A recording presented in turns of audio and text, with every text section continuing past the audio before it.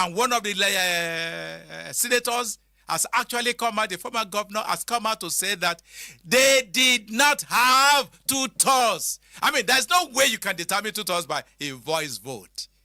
So the Constitution expected a situation in which there will be counting.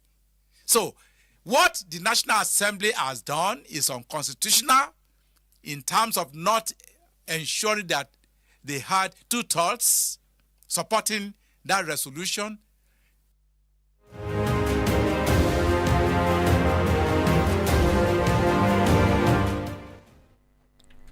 Now, the strategy is devastation. It has been ongoing. From Obasanjo to Jonathan to Buhari to Tinubu, the political class is now emboldened to devastate the state, devastate the people.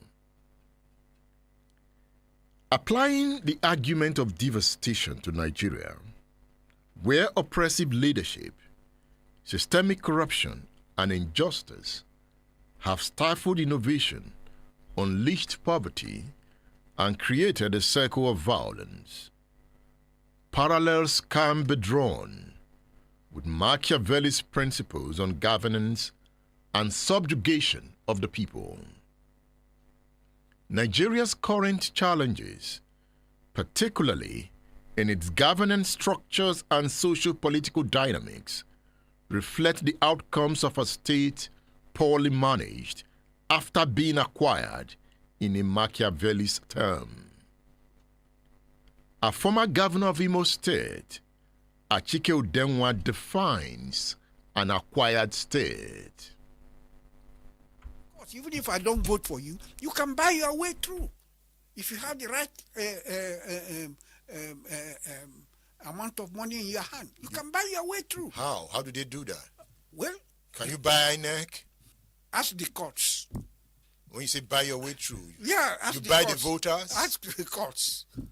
You buy the voters? Buy everything. You buy INEC? Everybody. You buy police? Everybody. You buy the army? Everybody. You buy them all. So our election is about buying? Yes, please. And that is one thing we must curb.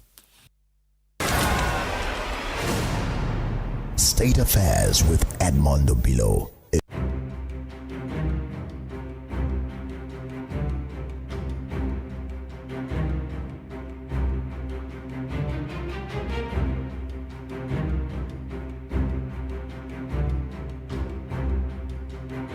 A former president of Nigeria, Olusegun Obasanjo, has said that democracy in Africa has failed because it is not African. He says that democracy in Africa don't have our culture and way of lives. So Obasanjo calls for African democracy. Professor Demola Araoye, it's good to have you on State Affairs. Thank you so very much for having me again. Obasanjo calls for Africanized democracy. It is absolutely a preposterous suggestion to make at this time to talk of an African democracy. The paradox is that what we have today that he's complaining about is exactly African democracy, because there's no real core democracy in Africa and in Nigeria in particular. So what we have now is African democracy. What makes it African? Because everything about it rejects the core essences of substantive democracy. And in fact, even when you deal with the procedural aspect of democracy, we are lacking. So what we have today is what we can call hyphenated democracy, an Africanized democracy that has vacuumed out the core essences of true democracy and infused with them very nebulous values that have nothing to do with democracy as we know it. So what are these core essences of democracy? The core essences of democracy may be described as liberal democracy, which is you have institutions, you have a separation of powers. But then, for me, there are certain attributes that are not even clearly defined, but they are essential to the practice of democracy, which is that you have to understand that democracy is geared towards the public good or the good of the public. in which case the welfare of the individual, equity, respect, law and order, constitutionalism, separation of power, private properties are all guaranteed. But democracy as it is practiced in Africa misses out on all this. It has infused. In Africa, democracy begins with what is in there for me.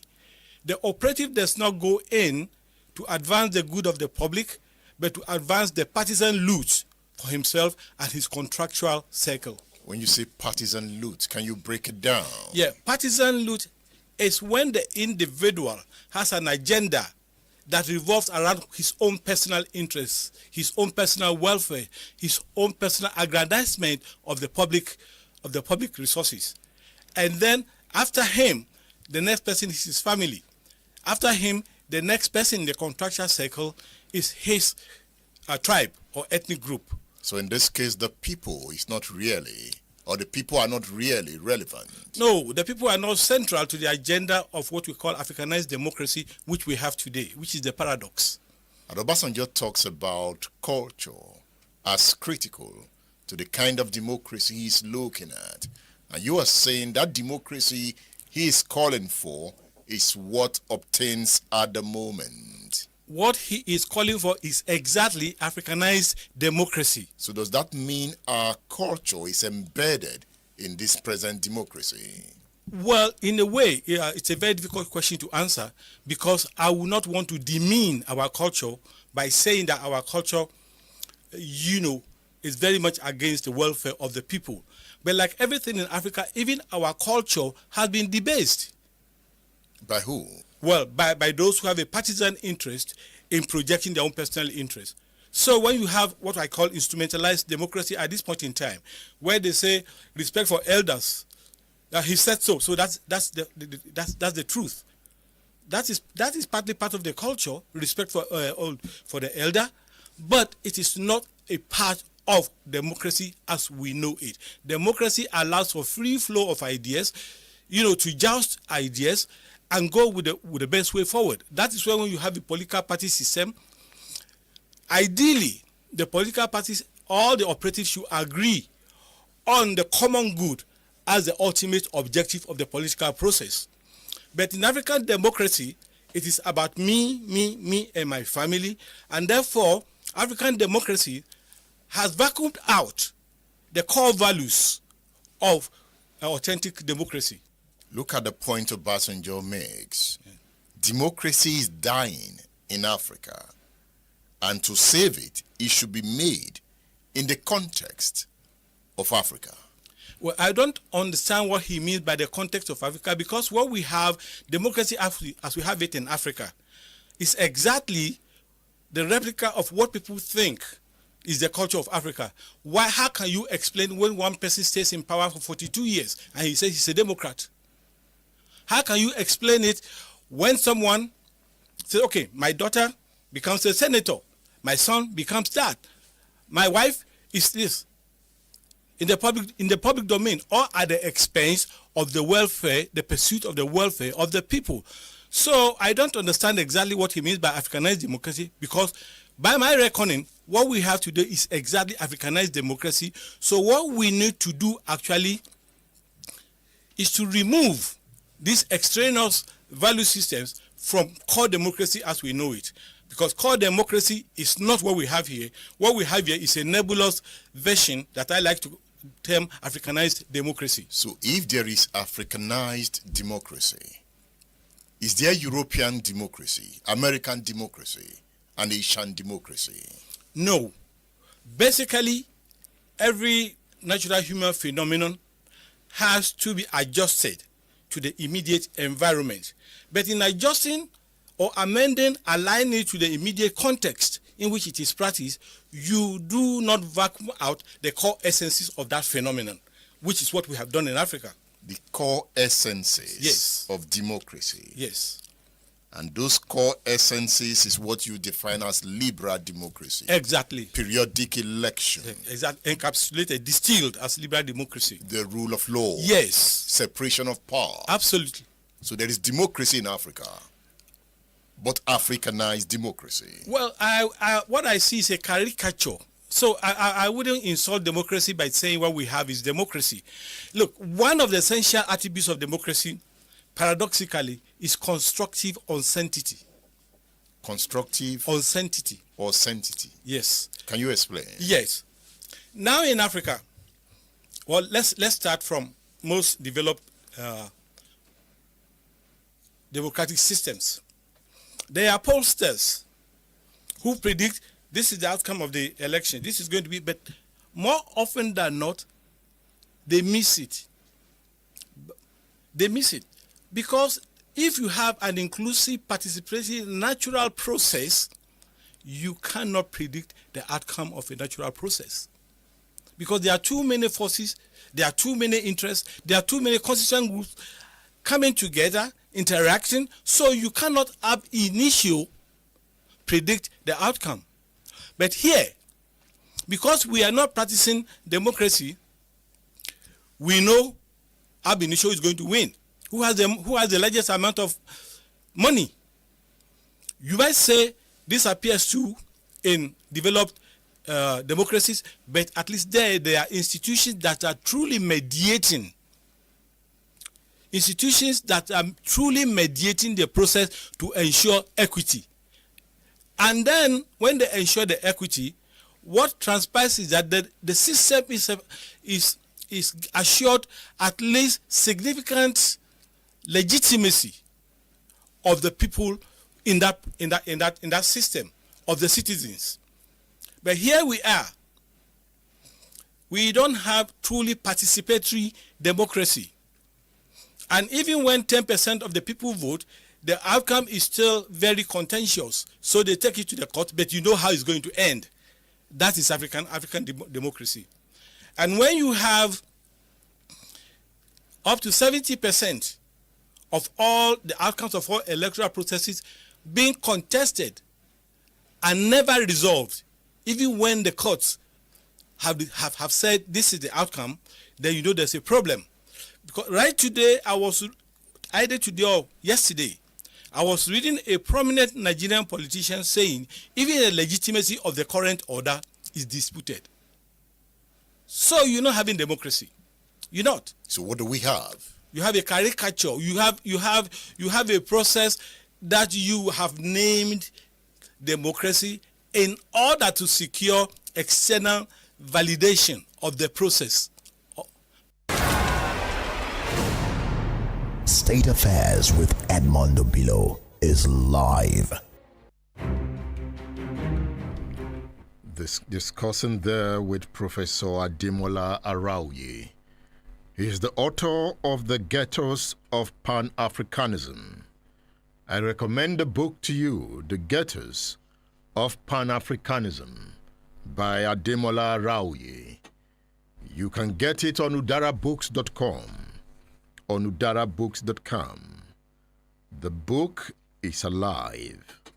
The book is deep. The book is an analysis on why Africa is yet to find its footing. The book is the story of the African and how Pan-Africanism can lift us to the pinnacle of development. You can get the book on udarabooks.com. You can also get it through my WhatsApp number, 080 999 18449. That is 080 999 18449. When democracy bleeds, all its search for Wade's coronation as Alafin, so all road leads to Oyo today. Oyo has a new Alafin, so the celebration is today. Let me tell you about the new Alafin. Let's know where he's coming from, and let's understand him. He's Oba Bimbola Akim Wade the First. He is the 46th Alafin of Oyo. So the ancient city of Oyo is filled with joy and celebration as Oba Abimbola Akim Owade is being celebrated. Born 47 years ago into the royal family of Owade Agunloye in Oyo town, the Oba is the son of Aremo Iyonda Owade. He began his educational journey at Baptist High School, Shaki, where he completed his secondary education.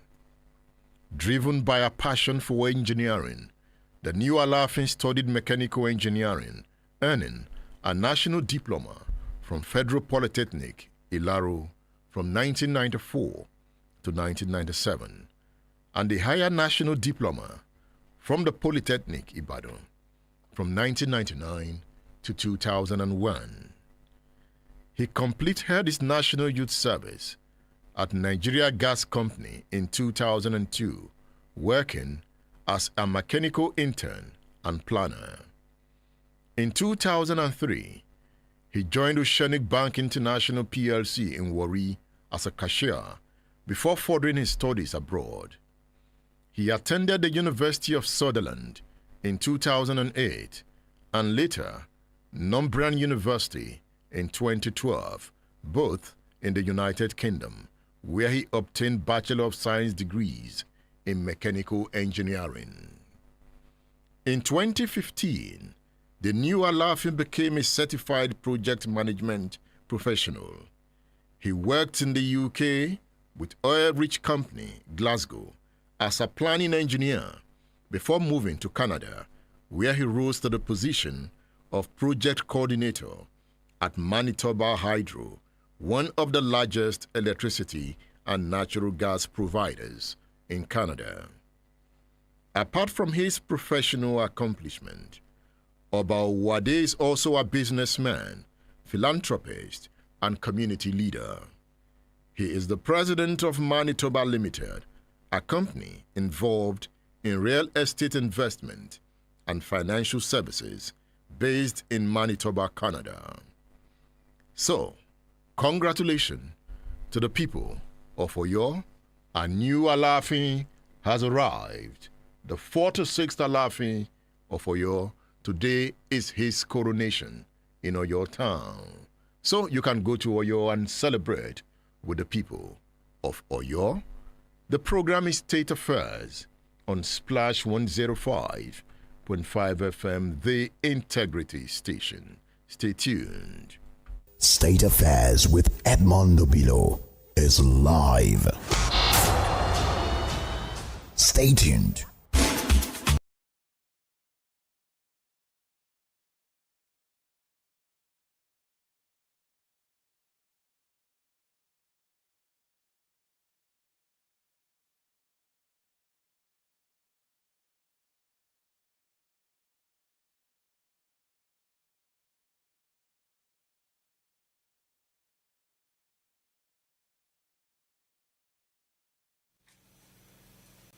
Since we started this interview, Right. I have not referred to you as Senator Babafemi Ojudu. Do you like being called Senator Ojudu? I think I care less. You know, I'm more comfortable when people call me Babafemi or Femi. I'm more comfortable with Babafemi. Yes, sure, I am. It didn't add to me, rather it subtracted from me.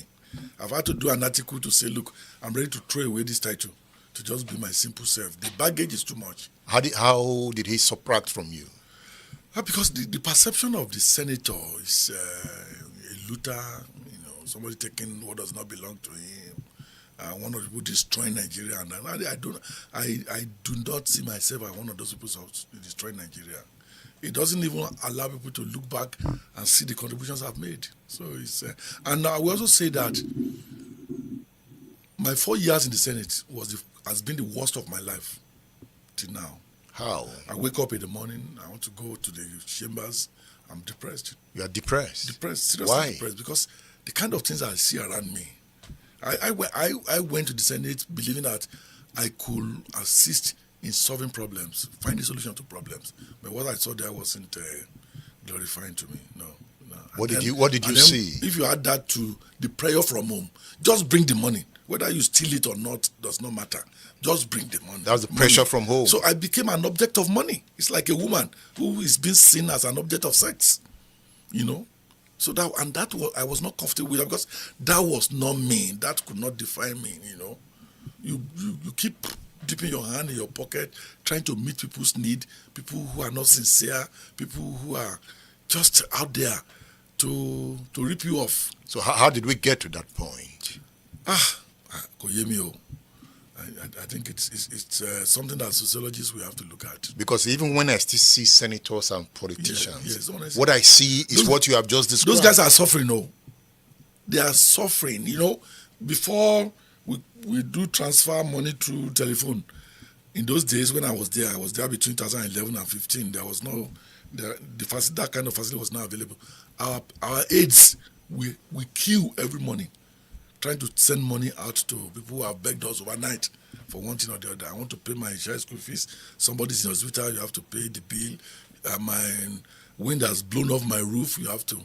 There's no water in my area. All kinds of funny things. Even the boy will call me from Lagos and say, Senator, yes, good morning, how are you? Hope there is no problem. No, mo kúrò l'Ekiti lánàá, mo lọ Sondo ní Friday, mo lọ sí Èkó lọ ṣe fàájì. Mi wá rówó tí màá fi ọkọ̀ padà sílẹ̀, send owó sí mi o. I said, o lọ ṣe fàájì l'Èkó láti Èkìtì. You didn't think about how you are going to get back to Ekiti. It's me you are going to call. All of this put pressure on you. A king invited me for the wedding of the daughter, and I was not going to make it. I gave money to somebody to go and get the biggest cattle, the biggest cow in town, and give to him. So I called him. Kabiesi, ṣé ẹ rí màlúù tí mo gbé ránṣẹ́? Ó lóun rí. He was quite not cheering. Kì í ṣe nǹkan tí mo fẹ́ látọ̀dọ̀ ẹnìyẹn o. If you look at that morning, coupled with what I've seen overnight, you never get to sleep. Your phone keeps ringing. And I'm one that does not ignore calls or messages. I've had all manners and insults from boys who should not be my houseboy, and overnight. And that king, the reaction of the king to a gift, to top it off. I didn't know when I got at the edge of my bed and started crying. You started crying? I started crying. Then my 12-year-old daughter just walked in. She always wake up in the morning, come to my room to say, good morning, Daddy. Saw me cry. I said, Daddy, what is the problem? I said, this job is killing me. And he said, if it is killing you, if you don't like the job, why don't you resign? And I held to that. And that day I told myself, I will not go back. I will not attempt to go back to the Senate. And I never did. Everybody persuaded him to want to go and pick form to return. I said, I'm not going back. I won't. Why was the king not happy? He probably wanted a huge sum of money. So the cow was not enough. You give somebody money and say, owo mi kọ́ lélẹ̀. You wonder what is owo ẹ̀. I'm rendering a help, and you are saying owo ẹ̀ kọ́ ni. A guy once called me one afternoon. I was in China. Hello. I just managed to open the phone and Senator, báwo ibola wà? Mo ní mo wà in China. Báwo mo ṣe padà sílé báyìí? How do I get back home? Mo ní I'm in China. Can't you find somebody to come and I'm in China. These are the kind of things you get.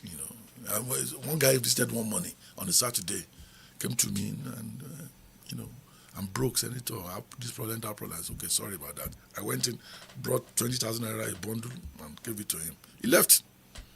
Not up to 2 minutes after he left me, somebody else came and said, I've been telling you, people are complaining that you don't give money. That man now just left you, is feeling despondent out there that you didn't give him money. Person who just left here that I gave 20,000 naira.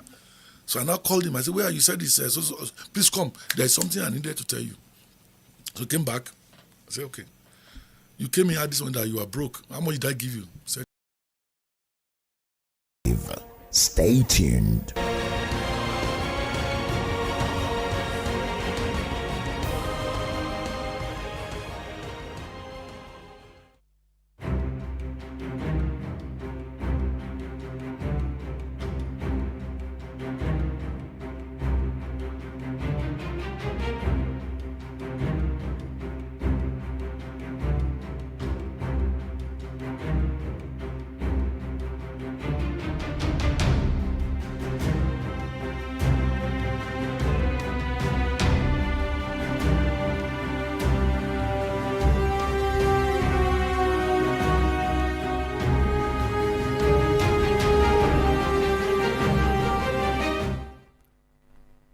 want us to study Ibrahim Babangida's book together, especially with regard to his relationship with Sani Abacha and June 12.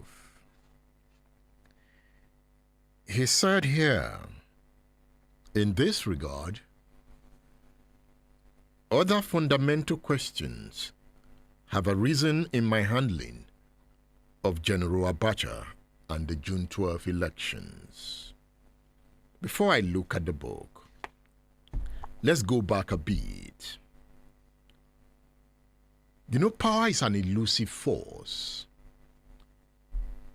It is desired, it is pursued, and sometimes seized through force. Yet, those who hold it often find themselves at the mercy of the very system they command.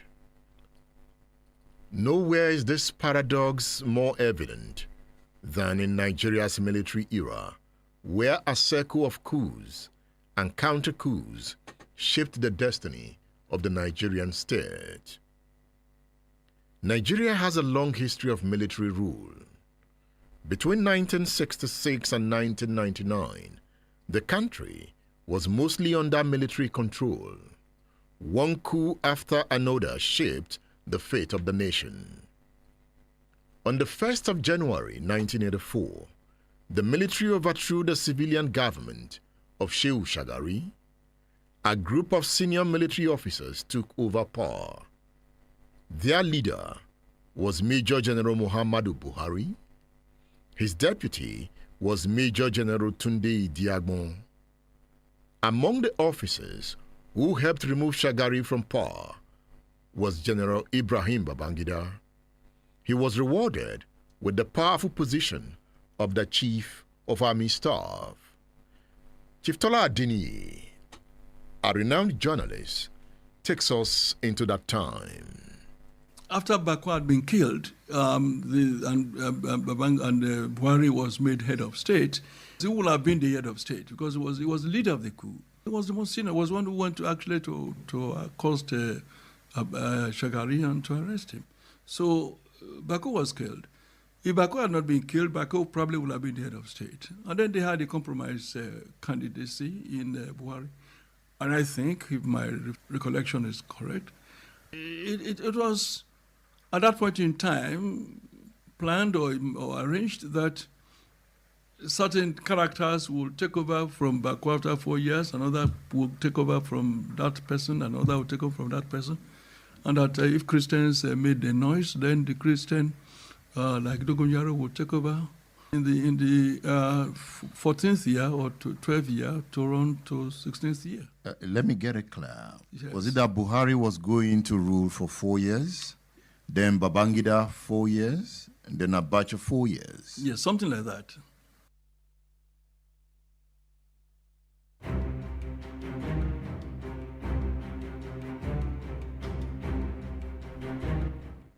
So I want you to take note of that point. You know, I asked him, was it that Buhari was going to rule for 4 years? Babangida 4 years, Abacha 4 years. Was there a deal? We'll answer that question as we go.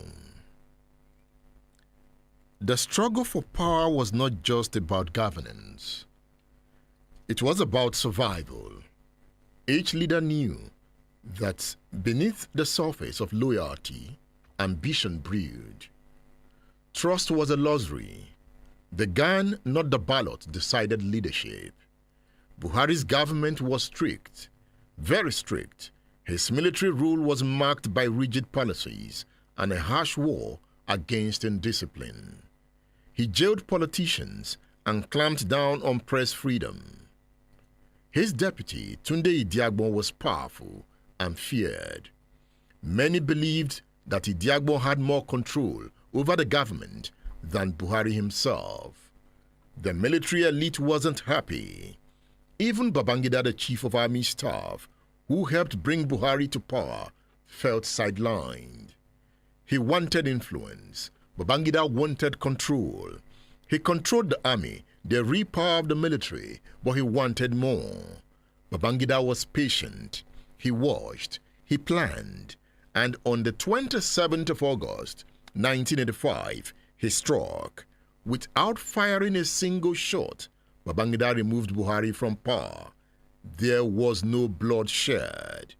Chief Adeni talks about knowing that Buhari was going to be overthrown. And you knew that Buhari was going to be overthrown? Not that I knew. These things are not documented. I could have known. I wasn't a military guy. I wasn't in the military. You remember you were at a polytechnic in Abeokuta? Yes, I was there. What did you say there? I was a guest speaker, and because of the noise being made here and there, and I quote myself that, ladies and gentlemen, that you shouldn't be surprised if you hear again, I Brigadier Sani Abacha. What were you trying to tell the students? That probably we have not come to the full stop, that what we had was just a comma, and that another military personnel could intervene and overthrow Buhari at that point in time. State Affairs with Edmondo Bilo is live. So if you want to understand history and analysis of time, I advise you to read a book by Tola Adeniyi entitled In the Belly of Vultures. It's the biggest book on udarabooks.com. It's more than 1,000 pages.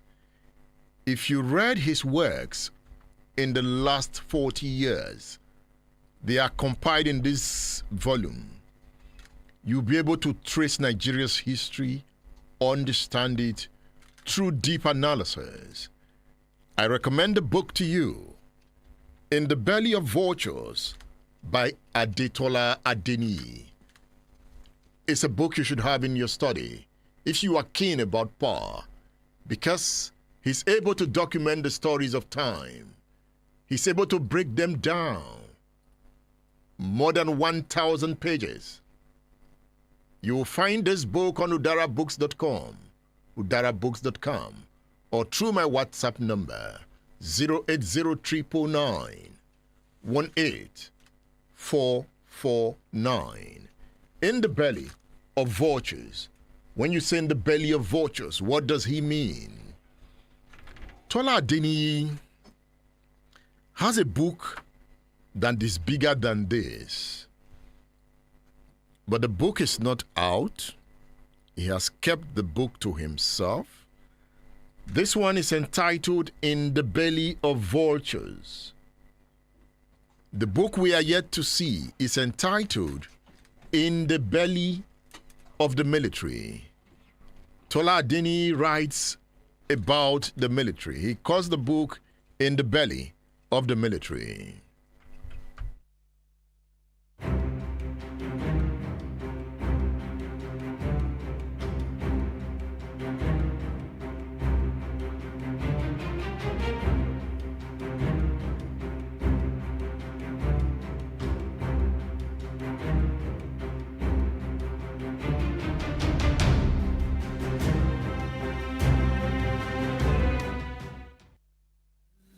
You know, my own book is Nigeria in the Belly of the Military, 1966 to 1999. But you have not released that book. I've not released it. You kept telling me you will release the book. I'm waiting for the book. It's bigger than this book. I'm waiting. Okay. Chief Tola Adeniyi. Drew back out, begged me. He came to my house. He wanted to be the publisher. I told him it's already written. He said, I read it's already printed. I said, no, I would pay any amount for it. Duke back out. But unfortunately, he passed 2 months ago. At a very ripe age. Of 93 or 94, yeah.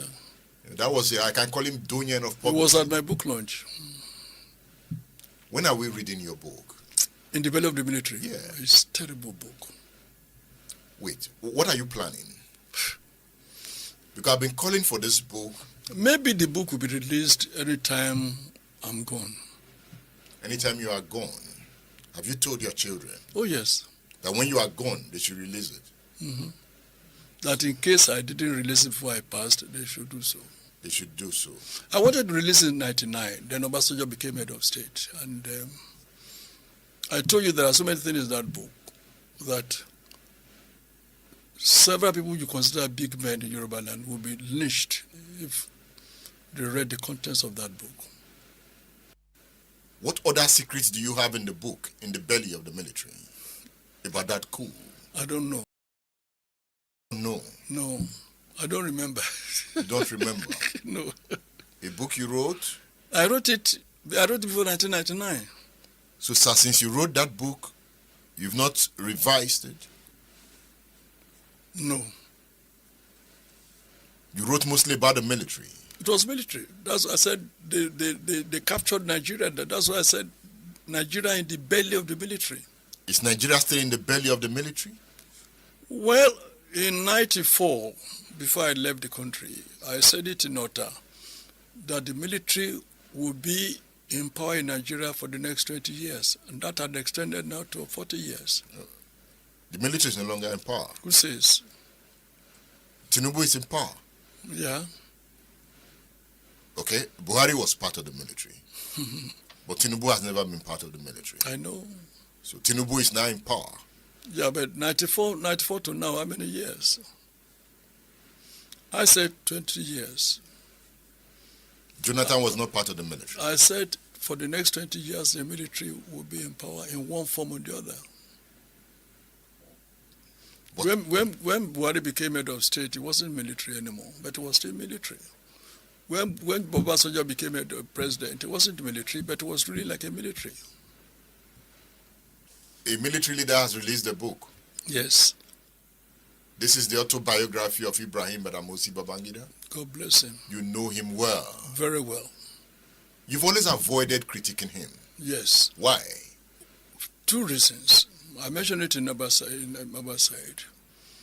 If I have access to you, absolute access to you, why must I criticize you in the public? So you have access to him. I do. And you worked for him. Yes. And he made you a permanent secretary. Well, work for him, no, I don't like the word work for. I didn't work for him. I served in his government. You served in his I didn't government. even serve in his government. Well, I served in his government as a permanent secretary, but as Daily Times chairman, his government was just a shareholder in the company. So, rightly, yes, I served in his government, in his cabinet as a permanent secretary, but I didn't work for him. So you have chosen not to critique him. If there's nothing that needs to be said about him that I cannot call him now and tell him. In the belly of the military, I hope you wrote about him. Oh, yes, of course. Because if you didn't write about him, I won't read that. I wrote about him. And I don't think he would like what I wrote about him. Have you read his autobiography? It has just come out. Yeah. I haven't read it. You still find time to read? I read a lot. I read so many, if you see how many books, and how many books I'm writing now, and I write forward to so many books. I've written about 3 forwards to 3 books in the last 2 weeks. So you still enjoy reading and writing? And write, of course. That's the only thing I know how to do. I don't play golf. I don't run. I don't play tennis. I don't do anything other than writing and reading and listening to the news. And because news are so unpalatable now, I don't listen to news. I just write and read.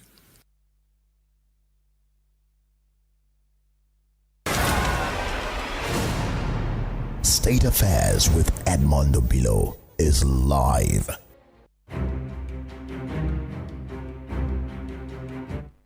That is the acclaimed journalist, Chief Tola Adeniyi, author of In the Belly of Vultures. You also want to read about Tola Adeniyi? Read a literary portrait of Tola Adeniyi entitled Abba Sahid. A literary portrait of Tola Adeniyi. It's entitled Abba Sahid. Read about him. Baba is more than 80 now, but still strong and vibrant, still reading and writing. A literary portrait of Tola Adeniyi entitled Abba Sahid. You'll find it on udarabooks.com. It's about Babangida, it's about Abacha, it's about politics, and it's about devastation. Having removed Buhari from power in a palace coup, Babangida came on radio. He told Nigerians why he removed Buhari? He said Buhari was too rigid. He refused to listen. He did not understand that Nigeria is a diverse country. We needed a leader who could unite us, not divide us. So if you go on my YouTube channel, I have done a podcast on why Babangida removed Buhari from power. You'll find it there. It is quite detailed, and you would enjoy the analysis. In that podcast, I looked at Babangida's book, and I looked at the book Soldiers of Fortune, Nigerian Politics from Buhari to Babangida 1983 to 1993, a book written by Max Hulun. All the books I'm mentioning on this show, you can find them on udarabooks.com, where you can order your copy. Or you can order your copies through my WhatsApp number. Just chat with me on 080 999 18449. That is 080 999 18449. Power in the military era was transactional. Those who orchestrated coups were not necessarily driven by ideology, but by opportunity. That is about power. But what Babangida really understood was that in the military, power is never truly yours unless you control the forces that enforce it. Buhari had failed to do so. Babangida called himself a military president. He promised reforms. He promised a better Nigeria. But did he succeed? He promised Nigeria democracy, and he organized the June 12 election. Abiola won that election. Why did Babangida not hand over to Abiola? That is what we are looking at on this part of the show. So I'm going to read from Babangida's book. Let's read together. Let's read from page 273. He says, the argument went on for hours in a tense atmosphere, peopled by some who wanted the elections postponed. That is the June 12 election. Among them, the Chief of Defense Staff, General Sani Abacha, Lieutenant General Joshua Dogo Yaro, and a few service chiefs. But I had my views bottled inside me. Even before Professor Nwosu presented his compelling argument, I decided Professor Nwosu was the chairman of NEC, National Electoral Commission. Even before Professor Nwosu presented his compelling argument, I decided that the elections should proceed, backed firmly by the Chief of Army Staff, Lieutenant General Salihu Ibrahim. You see, by this time, the court has granted an order that the election should not proceed, and the military guys were discussing it. Babangida said Abacha didn't want the election to hold, but as the commander-in-chief, he gave the go-ahead. If you turn to page 274, he says, using a giant board in front of its Abuja offices, NEC started as early as June 13th, as stipulated by the electoral law, to display already released results from all 30 state headquarters of the National Electoral Commission before the resident electoral commissioners brought them to Abuja for final ratification. Babangida says that the process of public display of results, which had now covered 14 states, continued until June 14. And then, on June 16th, without my knowledge or prior approval, NEC chairman Professor Nwosu announced the suspension of the June 12 election results until further notice. Did you hear that? Without his approval, nobody consulted him. Professor Humphrey Nwosu unilaterally, that's what Babangida is saying, suspended further announcement of the presidential election.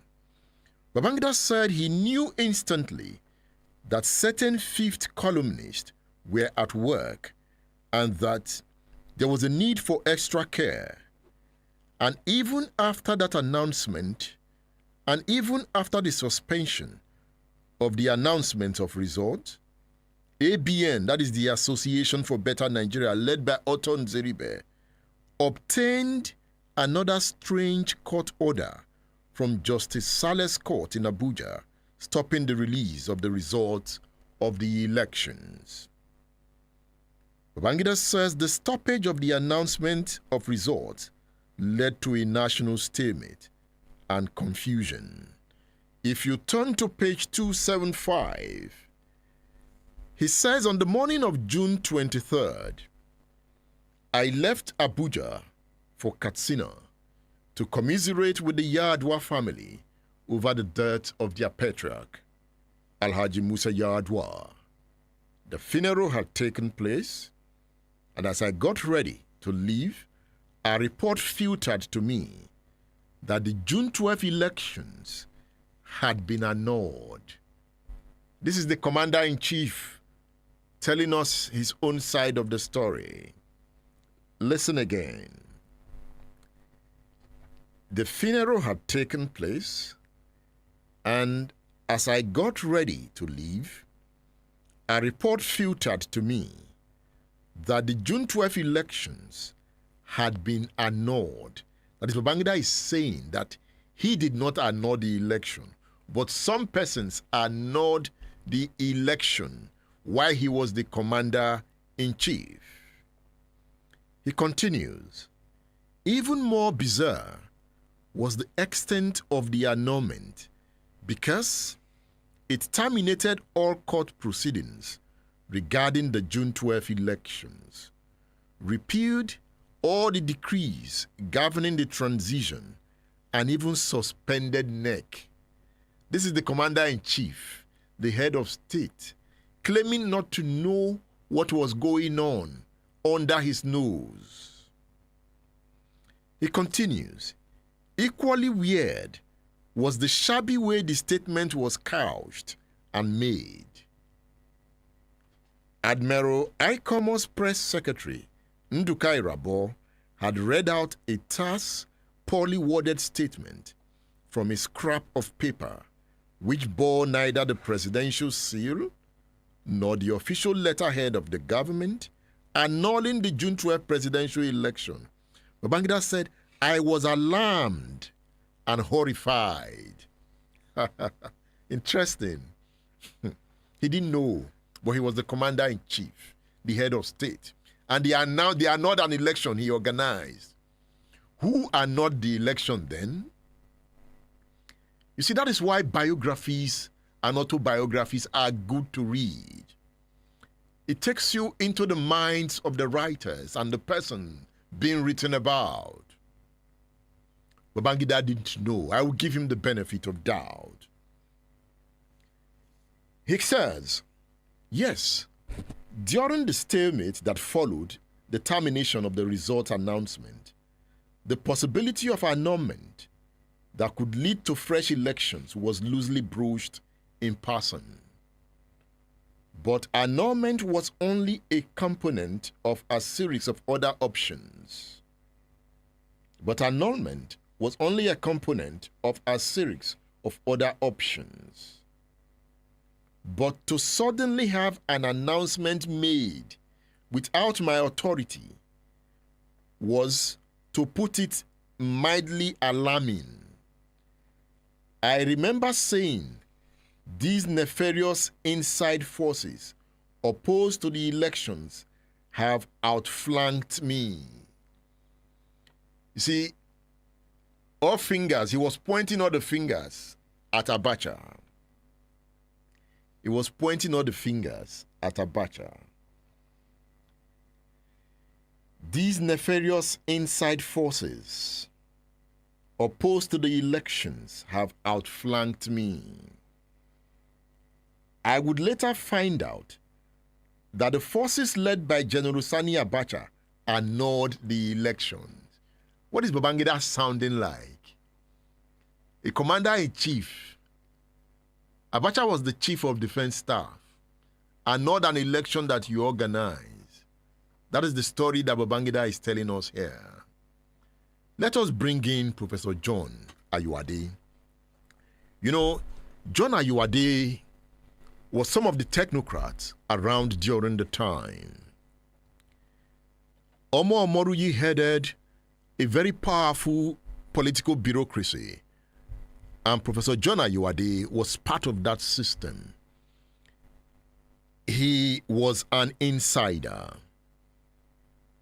He knew what was going on.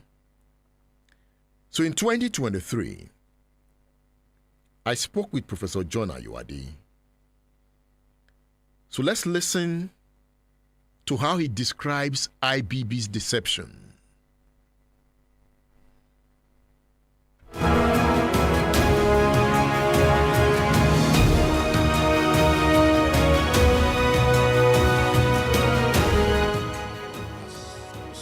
To Mamsa in the company of Friday Onoge, we talked about the fact that a government does not really need a PRO. The work of a government is the public relations for government. So a government does not need to set up an organization to tell people that it is good. People know what is good when they see it. So government should just do what is good. And once it does that, it doesn't need a mouthpiece to tell the people that it is doing well. So did Babangida understand that concept? He, to a point, understood it, but then he was overpowered by his own ambition, overpowered by the ambition to be a president, to convert from the military to a civilian president. He wanted that? Definitely he did, because he went on disqualifying people who wanted to contest election. He went on nullifying the election which took place and wanted Nigeria to start all over again. And that's what Professor Oyediran called transition without end. It means that we'll continue to have elections after elections, and there will be one reason or the other that the big man will nullify it. That's to show that there was something that we were not told. So he was deceiving the people? Definitely he did. He knew what he was doing? Definitely he knew what he was doing. It wasn't an accident. How come political scientists like you, the Omo Moris, did not know what was going on? Fortunately, some of us had doubts. But a military man is also trained in deception, in decoy. And so all along he knew what to do, but he was also clever to make sure that for every move, there is also a pleasant move in support.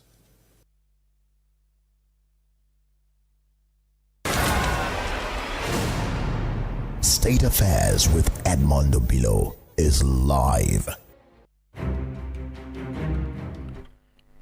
Take note of this. That is the voice of Professor John Ayuade, a professor of political science. John Ayuade, having seen Nigeria as a scholar, edited the book Nigeria, Descent into Anarchy and Collapse. He's one of the editors of the book Nigeria, Descent into Anarchy and Collapse. The other editors are Adeoye Akinsoya, professor, and Olatunde Ojo, professor. So if you read this book, you will tap from the deep experiences of the writers here. We have articles written by different scholars and edited by top professors. Nigeria, Descent into Anarchy and collapse. I recommend the book to you. This is the book. If you read this book, you'll be preparing yourself for the future.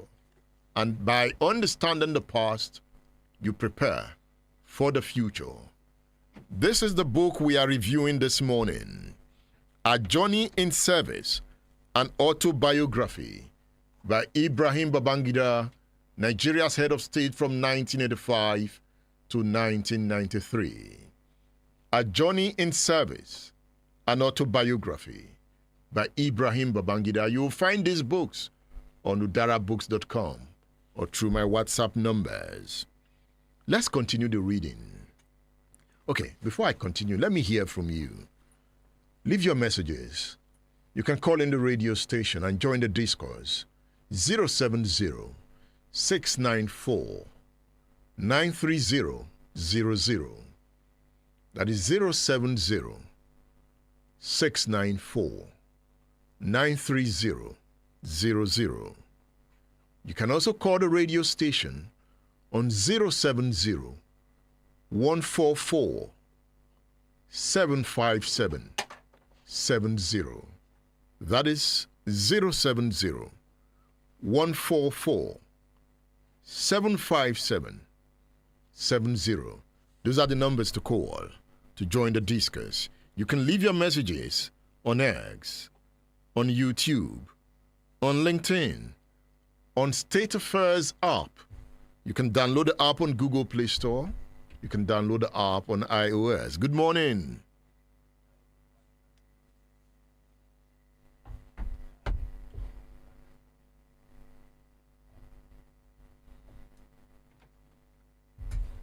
Okay. You can try again. We couldn't hear that caller. That must be due to some technical challenges here. I could hear him in the background. So you can call the radio station. Let's go on X. Let me see your messages on X. When Democracy Bleeds. Rashid Anelka is on X. Says, good morning, Radio Man. I will understand Baba BJ if he truly portrays what he preaches as a leader. He was the one that opened the eyes of big boys in our national chambers due to his third-term bidding. How would he distinguish a man from his speech and his deeds? That is from Rashid Anelka. Big Pedro, good morning. Nigeria is not a zoo. And that is her name on X. All right. Thank you for being part of the class this morning. Uwakwe Uche, good morning to you. Olare Wajuamo, good morning. Thank you for being here. And Asiwaju Muhammad Olamilekon, good to see you on my page. Abdul Rashid Bashir, thank you for joining the class. Abaramoha. All right, okay, thank you. Hello, good morning. Good morning. Good morning. How are you, Radio Man? I'm fine, thank you. My name is Abode Ribayo. I'm calling from Olonshoko. The ball is in your court. What is a pity that Babangida at his age could not come out with the truth. If he's claiming that Abacha did it under his nose, really there are things that can be done without the consent of Mr. President or head of state, but not to the magnitude of what happened that time. Then he doesn't have any apparatus to challenge what happened immediately. At this age, I think he needs to come out frank. Thank you. Thank you for calling the radio station. The lines are open. Join the discourse here. Muyiwa Yusuf. Good morning. Good morning. That particular platform. Good morning. I must be greeting the radio man. It's my name from Okolai Badaya. It is fundamental by our rulers. They regard themselves as a leader. I call them rulers. Giving excuse, playing games, trading words. You see, we are not a kid in that particular time. We are not a fool. We know what was going on. You said it earlier. CDS are not the election without chief commander of Federal Republic in that particular time. It was a civilian military president, that particular period we are talking about. What are we saying this morning? Playing games, giving excuse here and there, despite of the failure failed nation. That's my submission. Good morning, sir. Good morning, man. Thank you. Thank you for calling the radio station. The lines are open. Hit the nail on the head. Good morning. Hello. Hello. Good morning. J.K. Olashukwu. Good morning, Edmond. I greet you. Good morning this morning. I just want to lend my voice quickly. If the former head of state, Babangida, is now telling us all these things, the most unfortunate thing that I know would not have happened is that had Abacha been alive today, Babangida wouldn't have written anything like that, I believe. Because most of these living ex-head of state or president, nobody will write anything against anybody, against any of them. Okay, look at it now. When you were handing over to an interim government, you retired most of the generals, deliberately left Abacha. So there is I want to believe what Babadeni was saying, that there was an agreement for them to rule for certain years. Good morning, Edmund. Thank you, Mr. J.K. Olashukwu. Let's read more from the book. Babangida said, on the morning of June 23rd, I left Abuja. Okay, I've read that part. Let's go to page 277, because Mr. J.K. has raised an issue. Babangida talked about that in the book. So Babangida said, but I also knew we were dealing with a delicate situation that could lead to national disintegration. The military was factionalized into rival groups between those opposed to the transition to civil rule, particularly an Abiola presidency, and those who thought that the military should keep its word and hand over to a democratically elected government. The military was awash with rumors of plots by those who wanted to depose me to have Abiola installed, and those who wanted to take me out violently to ensure that the annulment stayed. There were rumors of a third group made up of sworn and implacable enemies of Abiola, a hardline faction, and that Abiola could only be president over their dead bodies. And if it meant taking me out violently to effect their threat, they were willing to do so. It was painful for me to discover later that, apart from Abacha, some of my closest colleagues, particularly lieutenant generals, were knee-deep in the plot to eliminate me. The only reason those disparate forces did not strike against me was that it was feared, and rightly so, that since I still enjoy the support of a sizable proportion of the armed forces, any attack on the government or my person would lead to bloodbath. The polarization within the military was so fraught with danger that the best I could do in the circumstance was to project a united front, national widespread electoral malpractices during the election. So Babangida is saying that he lied to Nigerians, that the election was marred by malpractices, just to give reasons for annulling the election.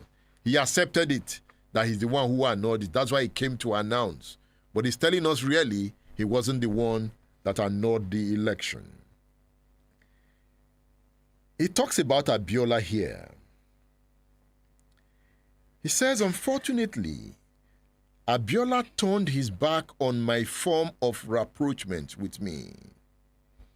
Unfortunately, Abiola turned his back on any form of rapprochement with me and embraced the gimmicks of deceitful friends who hid their real intentions from him. I read somewhere, I believe in one of Abiola's newspapers, that Abiola thought that the moment these friends overthrew me, the elections would be de-annulled and that he would be installed as president by his coup-plotting friends.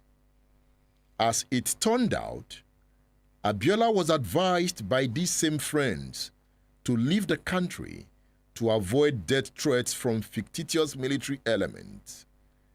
Abiola's departure paved the way for his friends to consolidate their conspiratorial positions, eventually leading to another military takeover. Babangida says in his book, "Without question, one of my biggest headaches at this time was Sani Abacha. I knew that Abacha was ambivalent about a return to civil rule, but I thought, in retrospect now, naively, that he would support our transition to civil rule program. As I said earlier, Abacha and I had come a long way. We were good friends, and he had indeed been nice to me. As I have said elsewhere, he saved my life once and also risked his life to ensure that I took over in 1985. I could never forget these details. But it's also correct that he was a complex character. He was capable of bottling up a lot inside without giving a hint of where he was. You know, Abacha used silence as a tool for power. Someday I'm going to discuss silence as a tool for power and manipulation. He said Abacha was capable of bottling up a lot inside without giving a hint of where he was. And then suddenly, the bottle burst, and we begin to see a different person. I obviously didn't know everything about Abacha. For instance, I was alarmed to discover that he and a handful of others mobilized negative opinions against me within the military, portraying me as the problem. Are you in this class of politics and power? You need to read Babangida's book. You need to read the book. You know, as I read the book, I begin to look at Babangida's library. I started looking at his head. I started asking, okay, this is why he's writing this way. Oh, this is what happened. This is why he cannot say this. Oh, from this research, no wonder Babangida is writing this way. You know, it's an insight into the heart of man. He says on page 280, partly for reasons stated above, we decided to provide adequate support to the new government. This time, they have created the interim national government, headed by Ernest Shonekon. Now, some persons have asked, why did he leave Abacha behind? Why did he leave Abacha behind? Listen to what Babangida has to say. Partly for the reasons stated above, we decided to provide adequate support to the new government by retaining critical top military officers from the outgoing transitional council I had headed, essentially as enforcers for the new interim government. Accordingly, Lieutenant General Joshua Dogo Yaro was left as Chief of Defense Staff, Aliyu Mohammed Gusso as Chief of Army Staff, and Brigadier John Shagaya as GOC First Division were retained. Problematic as it seemed, General Abacha also retained his position as the chairman of the Joint Chief of Staff, and presumably as the enforcer-in-chief. He left Abacha as the enforcer-in-chief. Enforcing what? Under Shonekon. as the enforcer-in-chief for the new government. But as we all know now, that was a grave mistake. That was a grave mistake, as we all know now. Let's listen to Professor John Ayuade. No, Ayuade was there. He was working with Professor Omar Omorui. They were the technocrats. They were the thinkers. So Ayuade talks about the IBB Abacha plot. Let's listen to Ayuade. Then you now juxtapose Ayuade's analysis to what Babangida wrote in his autobiography. We were told that there were intelligence reports about this and that and so on. But then the intelligence reports came before the election. It should have been used before the election, not after the election. Babangida said if he did not annul the election, there would have been a military coup. That's how it's unfortunate that a general would chicken out of that. Did he chicken out? Yeah, well, he was commander-in-chief. So if he had an idea there would be a coup, he should have gone ahead to deal with the coup. Eventually, he set up the interim national government. And there was a coup. Abacha took over. Of course. Was that a coup? Well, in a way, it wasn't a coup. It was an arrangement. Because that's already inscribed in the interim national government decree, that if Shonekan fails, then the most senior military man should take over. First of all, why would you think that Shonekan will fail? To say that he will fail means that you already assume he should fail. And then you have appointed somebody to take over. And he took over. And he took over. So it wasn't a coup, it was a succession. And it was planned. And Abacha began his lies. And Abacha then decided that he would stay on. And he decided, he went ahead to establish political parties, dissolved all the parties, and then decided to establish 5 political parties. And Chibola Ige described those 5 political parties as 5 fingers on a leprous hand, because they were the same. They were on the same hand. They were all, you just split the same thing into 5. And eventually, the 4 of the 5 parties accepted Abacha as their candidate for the presidency. Technically, Abacha wasn't a member of any of the parties. So how come the parties now adopt him as their presidential candidate? The normal rule is that a presidential candidate will be one of the members of the political party. In this case, a party was appointing somebody not in their party to become the president of the country. The plan was that he would be the consensus candidate. Well, if it's going to be consensus, then you allow the parties to vote and concede that. Not that the leaders would say, he's our man. Because there has also been what some of us see as organized support. Boys asking for Abacha. And everybody, they say... Youth earnestly ask for Abacha. Led by Dan Ekanu?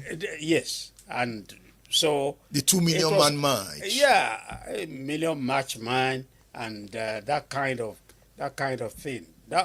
All that drama was going on. So it wasn't as if the thing was normal. It's organized, it's orchestrated. He lied to Abiola. Abiola fell for his lies. Yeah, Abiola felt for his life because they had been together for years. And there was a level of trust. So the lie was also a betrayal. He said he was going to hand over He to said he Abiola. was going to hand over. And Abiola nominated... Abiola nominated some of the members of the executive for him. So everything was going well, but the man who is a strategist and master of deception played him out and eventually arrested him. And of course, he died in the custody. Abacha also died at some point. Well, Abacha died. All sorts of stories about that. But what we know is that he died. And Abiola also died, mysteriously too. So what we have established, that Babangida lied and ended up badly. Right. Abacha lied. Of course. And ended up badly. Yeah.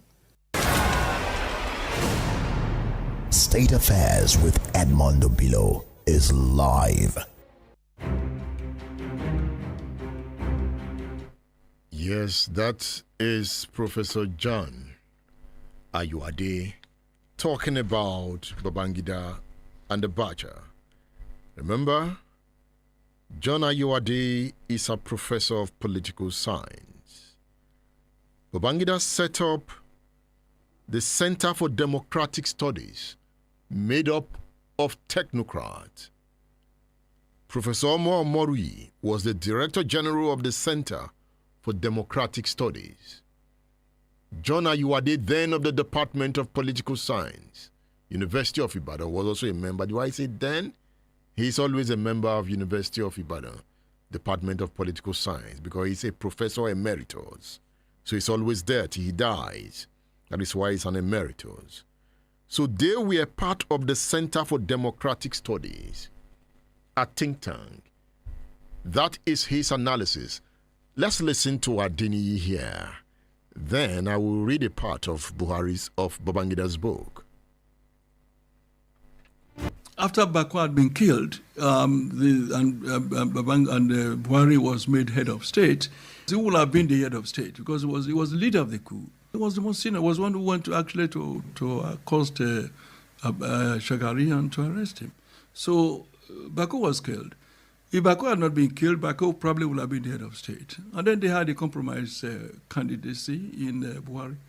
And I think, if my recollection is correct, it was at that point in time planned or arranged that certain characters will take over from Bako after 4 years, another will take over from that person, another will take over from that person. And that if Christians made the noise, then the Christian like Dogonjaro would take over in the 14th year or 12th year to run to 16th year. Let me get it clear. Yes. Was it that Buhari was going to rule for 4 years, then Babangida 4 years, and then Abacha 4 years? Yes, something like that. State Affairs with Edmondo Bilo is live. Yes, on YouTube I can see Luke Nabuike. He's watching from Enugu. I can also see Uchemefune Chukunwike. Thank you for joining the class on YouTube. I can see Histo Relab saying good morning. That he's watching from Osun State. Philip Nwaizugbe is watching. Is that from Austria? Adiola Adekola, Dr. Adiola Adekola, good to have you here. How are you? Wow, it's good to see you here. Dr. Adiola Adekola says, when democracy bleeds, it takes a height of conscientiousness to heal the wound. Rock and roll. It's on YouTube. Akongbe Olunika. Thank you for joining the class. Ogunleye Ayotunde is watching. Olasumbo Alaka Adam. Afolayan Olutunji. Good morning. Says stealing can never stop in Nigeria. Democracy, because masses don't care where the money is coming from. Always billing. Ogunleye Ayotunde, good morning to you. Olawale Bright is on YouTube. Anthony Ajibola Omorui. Abeza Chaso Bina says, why do Africans practice democracy and still retain the traditional institutions? This is an unnecessary multiplication of entities that exacerbates the cost of governance. Anthony Ajibola is saying, if only most Nigerians can approach controversial issues in a more rational manner instead of outrightly condemning. Moses Okpeyemi is watching from Abuja.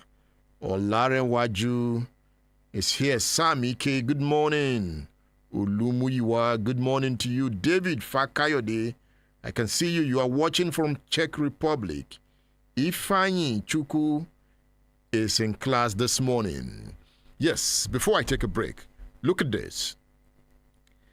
Babangida on page 282 of the book says, in this regard, other fundamental questions have arisen in my handling of General Abacha and the June 12 elections. If, as I said earlier, Abacha was a clog in the wheel of transition to civil rule process and had plotted to remove me as president violently, why didn't we retire him to forestall the problems that later emerged? Was there a pact between Abacha and me that he would succeed me? Was I afraid of him, fearful for my life? Why didn't we neutralize the other known opposition forces to the transition process?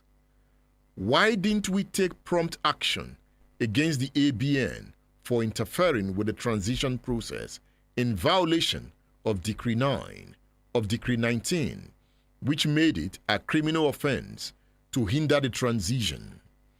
Babangida have raised questions, so he answers them. The answers to some of these questions are implicit in earlier sections of this chapter. No, there was no pact between Abacha and me. Yes, there were moments when my safety and the safety of all those dear to me were of concern. But the situation was so unstable that any wrong move on my part could have resulted in bloodletting. As I stated above, the military was so factionalized that any move against General Abacha at the time would have, to put it mildly, been problematic. So I kept hoping that Abacha would fall in line and back the transition process. As humans, we have instincts, but we also have the innate ability to override them. In my judgment of Abacha, I allowed my instinct and painfully to take a back seat. That is Babangida there. What do you think? All right. We'll talk more after this break. Stay tuned.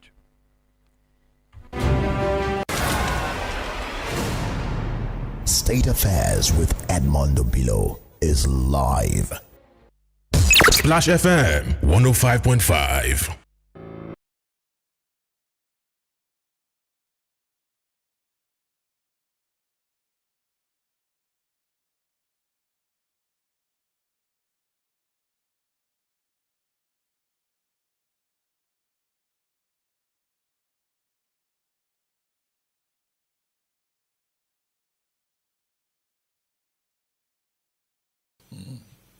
Do you like being called Senator Ojudu? I think I care less. You know, I'm more comfortable when people call me Baba Femi or Femi. I'm more comfortable with Baba Femi. Yes, sure. It didn't add to me. Rather, it subtracted from me. I've had to do an article to say, look, I'm ready to throw away this title to just be my simple self. The baggage is too much. How did he subtract from you? Because the perception of the senator is a looter, you somebody taking what does not belong to him. One of the people destroying Nigeria, and I do not see myself as one of those people who destroy Nigeria. It doesn't even allow people to look back and see the contributions I've made. So it's and I will also say that my 4 years in the Senate has been the worst of my life till now. How? I wake up in the morning, I want to go to the chambers, I'm depressed. You are depressed? Depressed, seriously Why? depressed, because the kind of things I see around me. I went to the Senate believing that I could.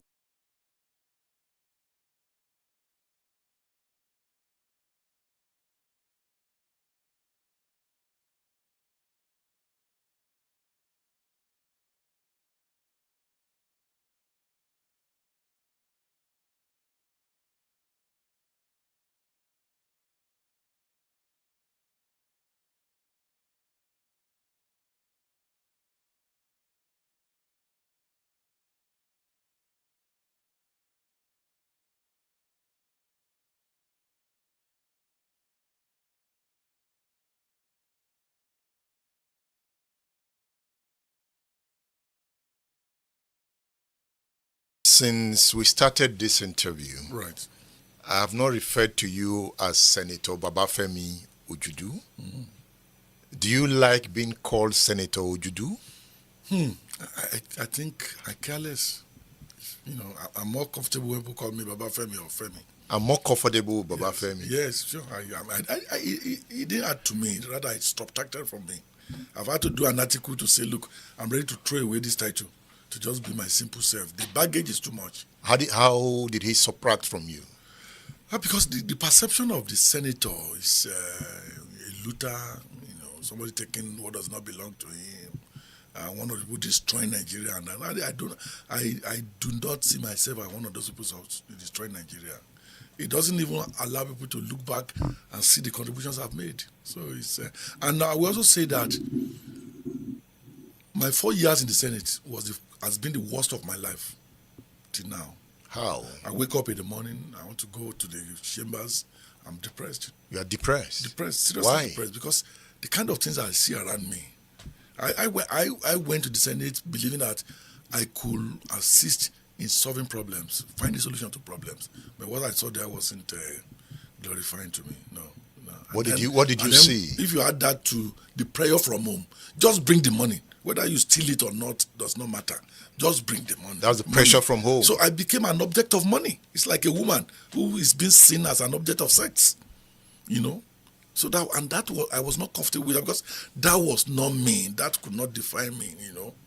You keep dipping your hand in your pocket, trying to meet people's need, people who are not sincere, people who are just out there to rip you off. So how did we get to that point? Koyemio. I think it's something that sociologists will have to look at. Because even when I still see senators and politicians, yes, what I see is what you have just described. Those guys are suffering, no. They are suffering, you know.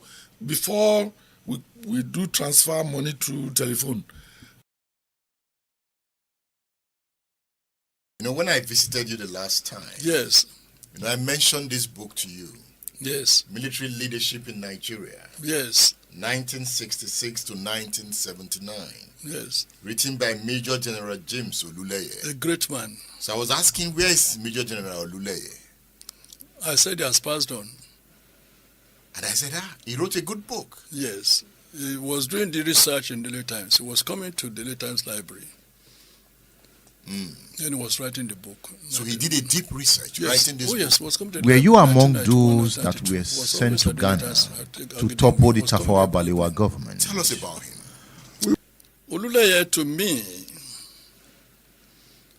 probably I'll rate him the most refined military officer that ever emerged in this country.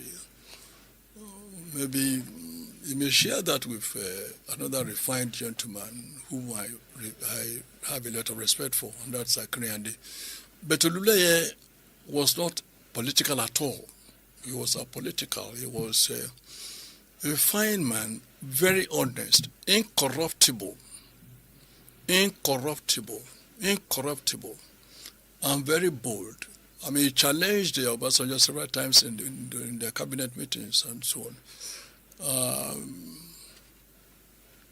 I met him in 73. Baba Joseph took me to his house when he was as our chairman and I was regional editor. I found him enjoying his Guinness stout with milk. He always put milk in his stout.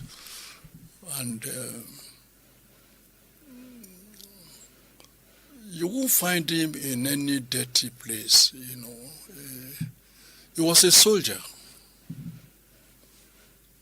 to the core. You know, was General Officer Commanding 2 Division here. Also a great disciplinarian. Self-disciplined. He also disciplined himself a great deal. He's from a family. He wrote.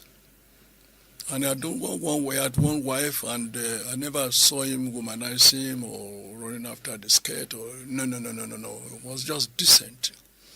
So are you recommending this book to Nigerians? Every Nigerian must read Military Leadership in Nigeria by Oluleye. Anything Oluleye wrote should be read by every Nigerian. It's one soldier that every Nigerian should take seriously. This is a classic. I will read it 20 times. And I brought this copy for you in case you have misplaced any No, copy sir. you had. Thank you very much. Oluleye should be read, should be read, should be read, should be read, should be read. Military Leadership in Nigeria, 1966 to 1979. State Affairs with Edmondo Bilo is live.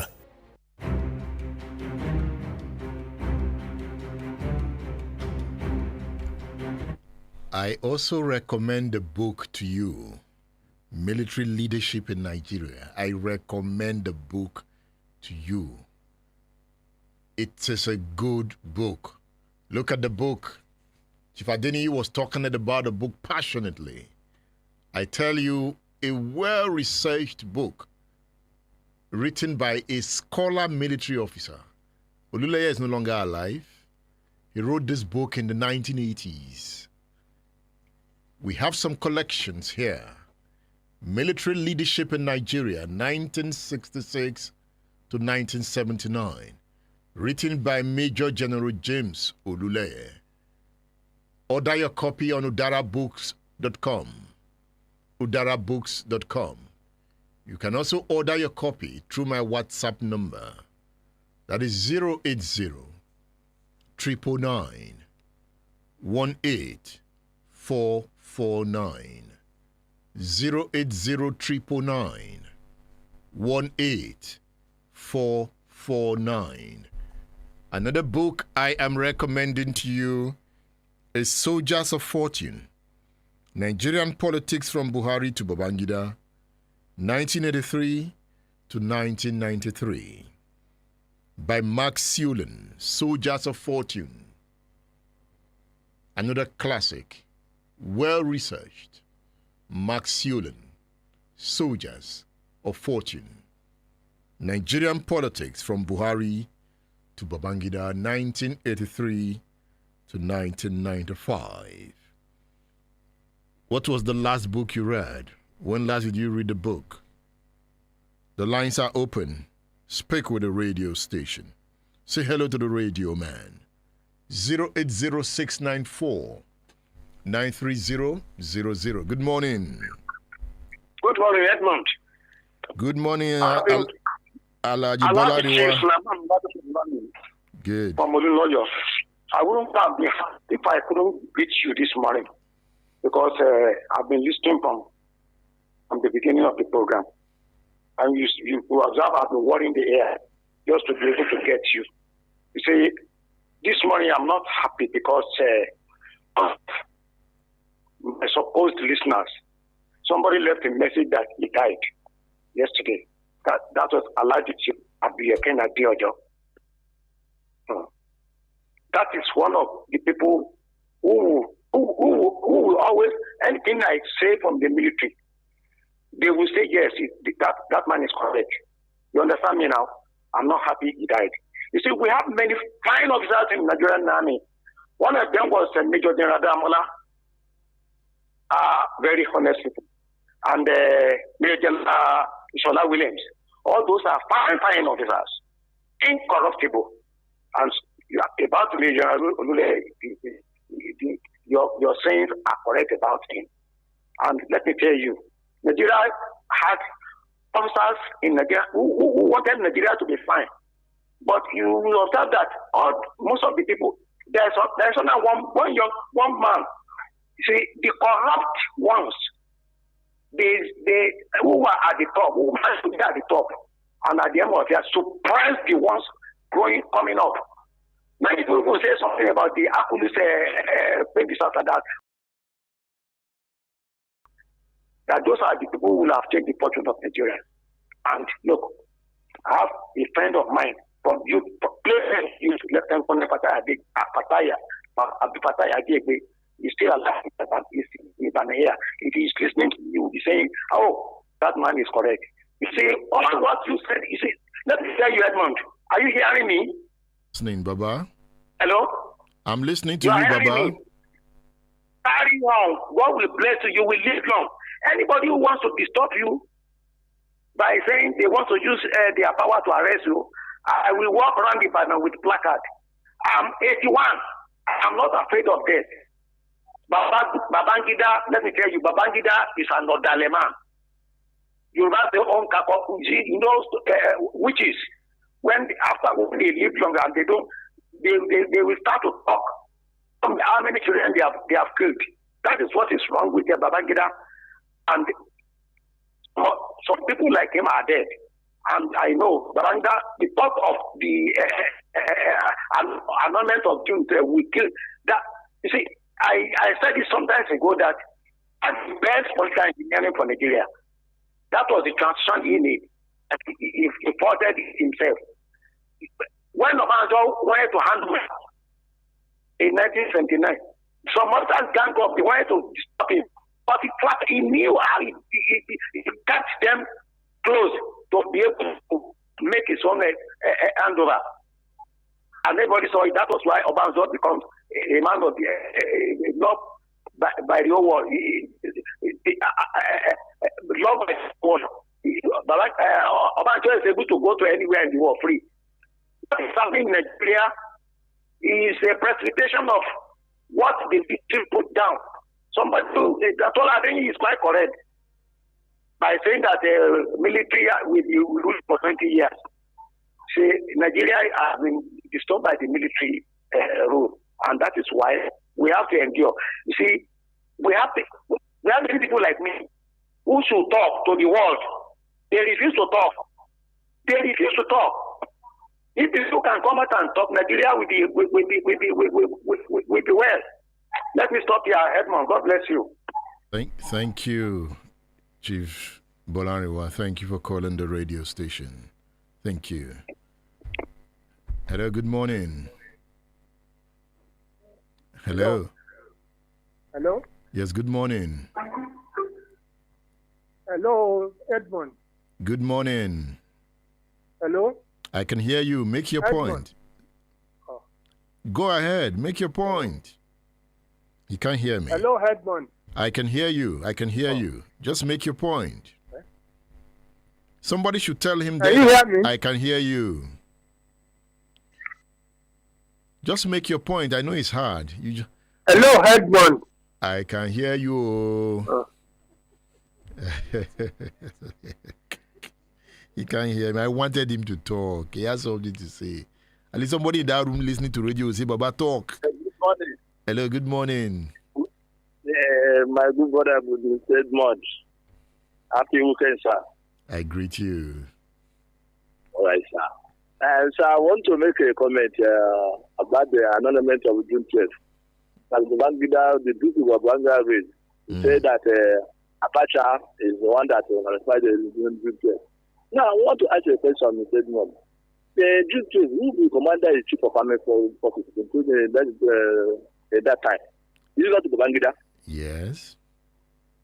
And I know that time, that time of Buhari, I know the person that's the commander-in-chief is Buhari, but the one that was giving the command is Tunde Diabo.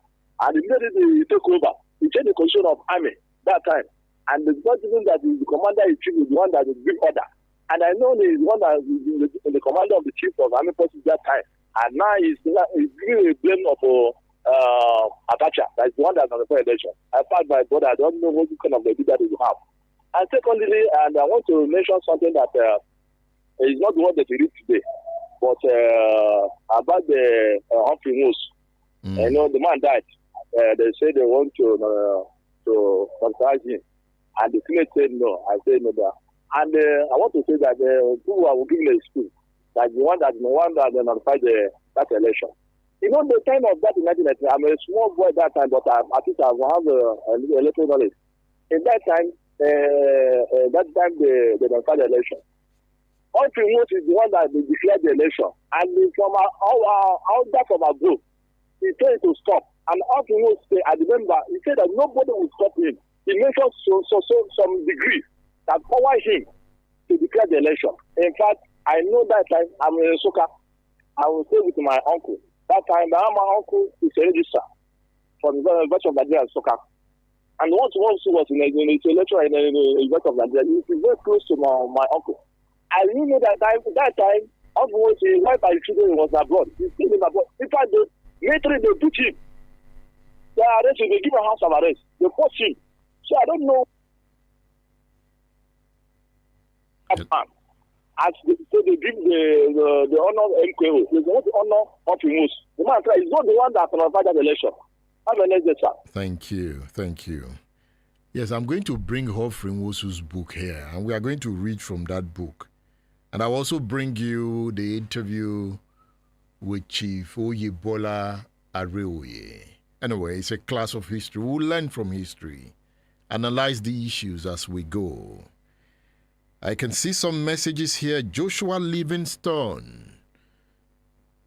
His message reads, I think we Nigerians need to understand that past deeds are for autopsy, not obsession.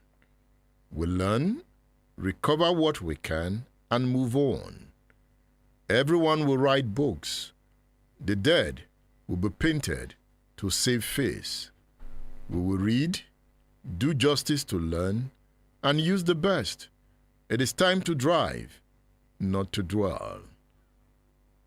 Joshua Livingstone, thank you for your message. Keep the messages coming. Michael Adewoye says, Radio Man, IBB was referred to as Maradona, not in a good way, for a reason. And his book, How are you this morning? He says, I read General Babangida's book, and all I see is deception. Because why is he later taking responsibility for the same action he said was taken without his knowledge? General Abacha can't speak.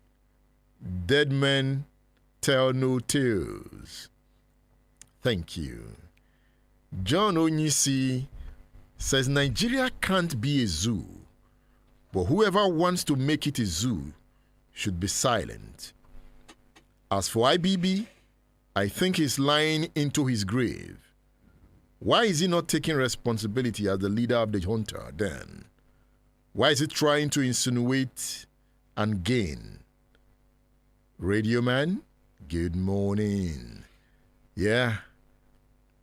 Bosun, where are the callers? I thought I saw those phones ringing. Good morning. Hello, good morning. Your name this is Phil, calling from Ring Road. All right, Sean, good to hear you. Not sure, Phil. All right, make your point. Yeah, I'm just, let's say, angry about everything happening. But it's unfortunate that it's only the bravest people are not the ones that write history. It's only the ones that stay their life. That's my contribution. Thank you. Ishola says, plenty books to read. My concern is how to know a clean book, devoid of manipulation, and well-researched book in a society where history has been neglected into a far-wide corner. Ishola, perhaps someday I will take you into my study. You will see books. Books are choking me already, but I read all of them. If I want to tell me a man is a liar, that is the book I want to read. It gives me that ability to understand human nature. I can Babangida write a book and I will read it. Babangida, I will read it. I've been waiting for him to write. I now know more about him. I can now put one or two things together. You know, Ladoja should write a book. I don't know why Baba Ladoja has not written a book. Baba Ladoja, before you become Olubadon, write a book. Ladoja became the governor of Oyo State at a critical time in the history of this state. The activities that happened during Ladoja's time, Ladoja should tell that story. Baba has left office since 2007. Chief Rashid Ladoja, write a book for us to read. I want to read your story and then interrogate it. What happened? You see, one of the best ways to understand history is through autobiographies and biography. Yes, some will paint different pictures. You see, the first autobiography I read was the autobiography of Richard Nixon, the President of America. And since then, I've never looked back. I read that book in secondary school. I still have that book with me. Anywhere I go, I take it along. It exposed me to global politics and into the minds of people, into intrigues and politics. I'm waiting for Chief Rashid Ladoja to write a book.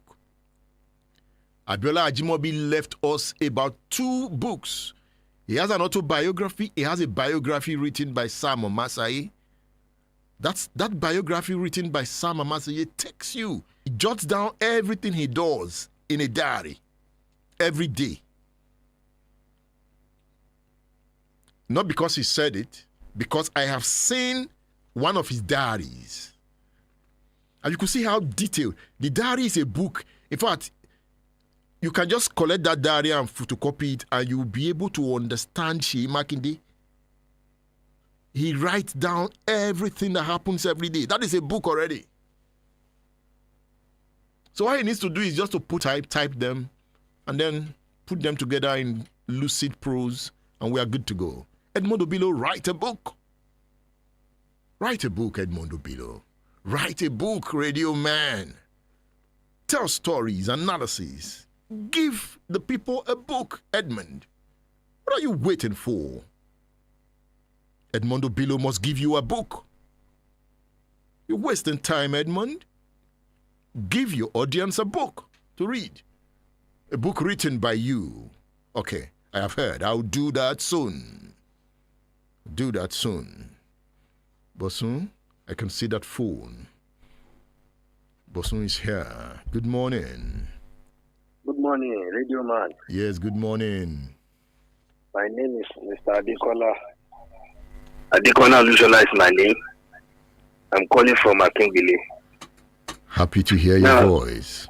Yeah, it is quite unfortunately and regrettably that Babangida wrote a particular book that have so many deficiencies in some of the passages that we have just read this morning.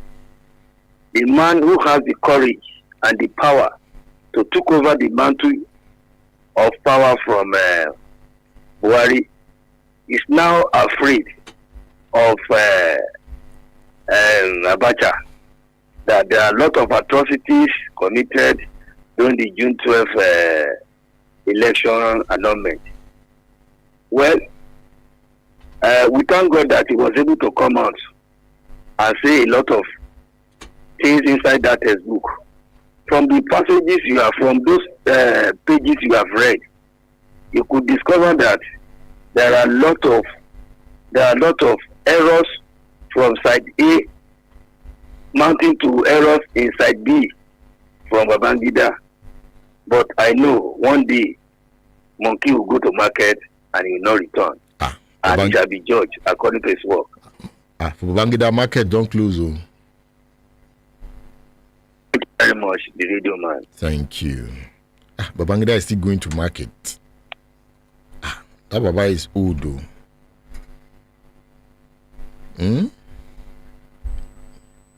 Babangida.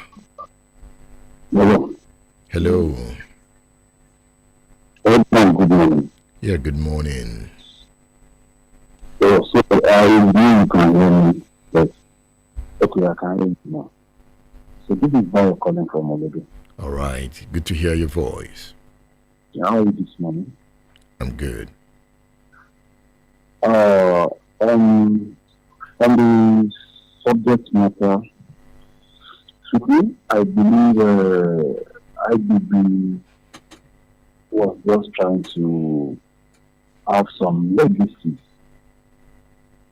before he died. And maybe that legacy is that is library. So all he did was because of the library thing, but not because he wanted to tell us the truth about what actually happened during June 12th. He just told us anything anyway. But I think he needed that library more. I think maybe he also needed some money anyway. Maybe the money he will leave behind for his children. So that's why I think he did that program. He wrote that book and did the launching. You can see how much he made during the launching. And you can see the kind of people that great the occasion, even including President Tinubu, who was one of the people that ran away during June 12th.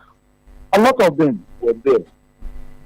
And I just feel for MKO.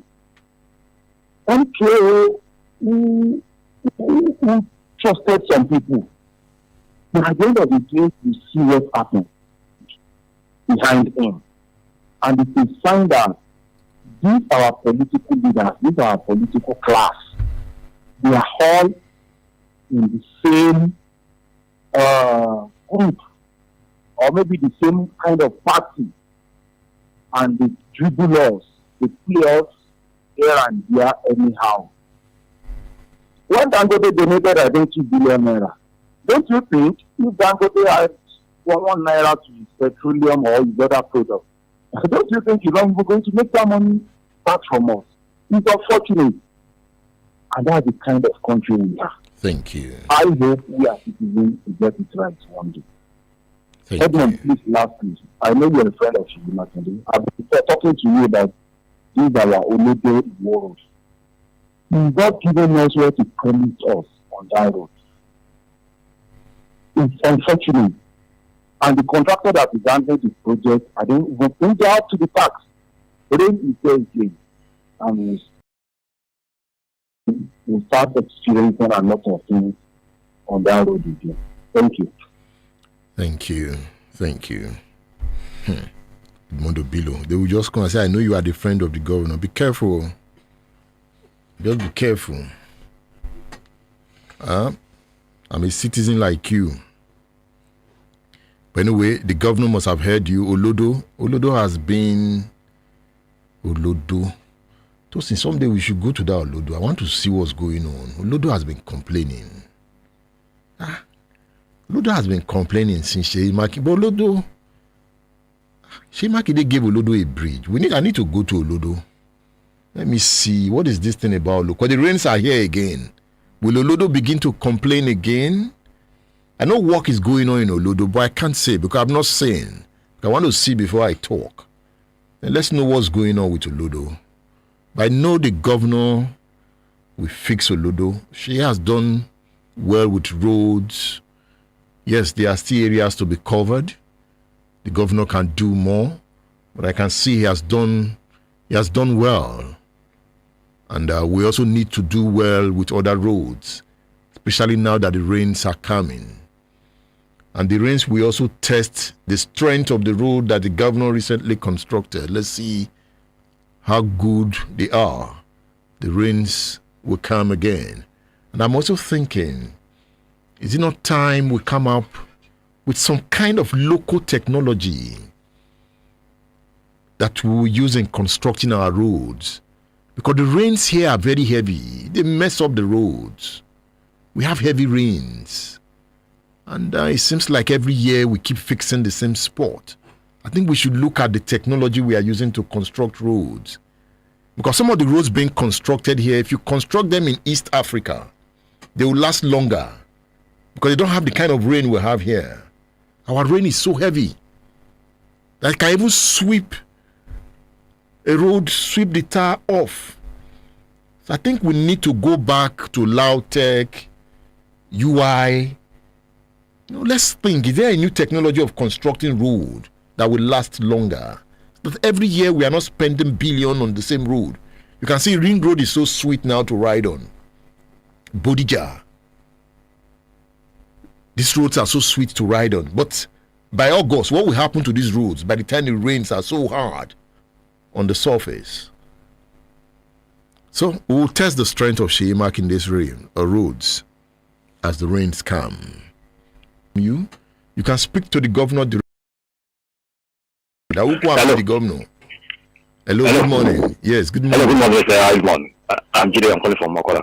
All right. Now, I listened to your narration this morning on the Baba the veteran journalist you interviewed.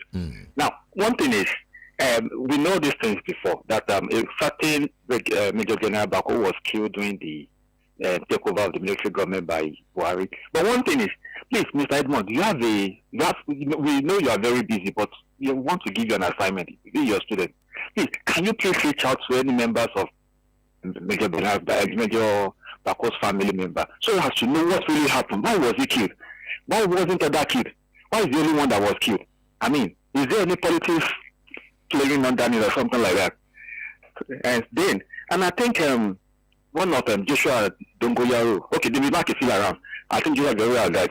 Now, please, can you have an interview with David Mark? So he's an insider. He was an insider then, during the June 12th crisis. Maybe, although he's going to come up with his own narration or something, his own story too, which everybody will be hiding under one finger. But can we hear from him? So thank you.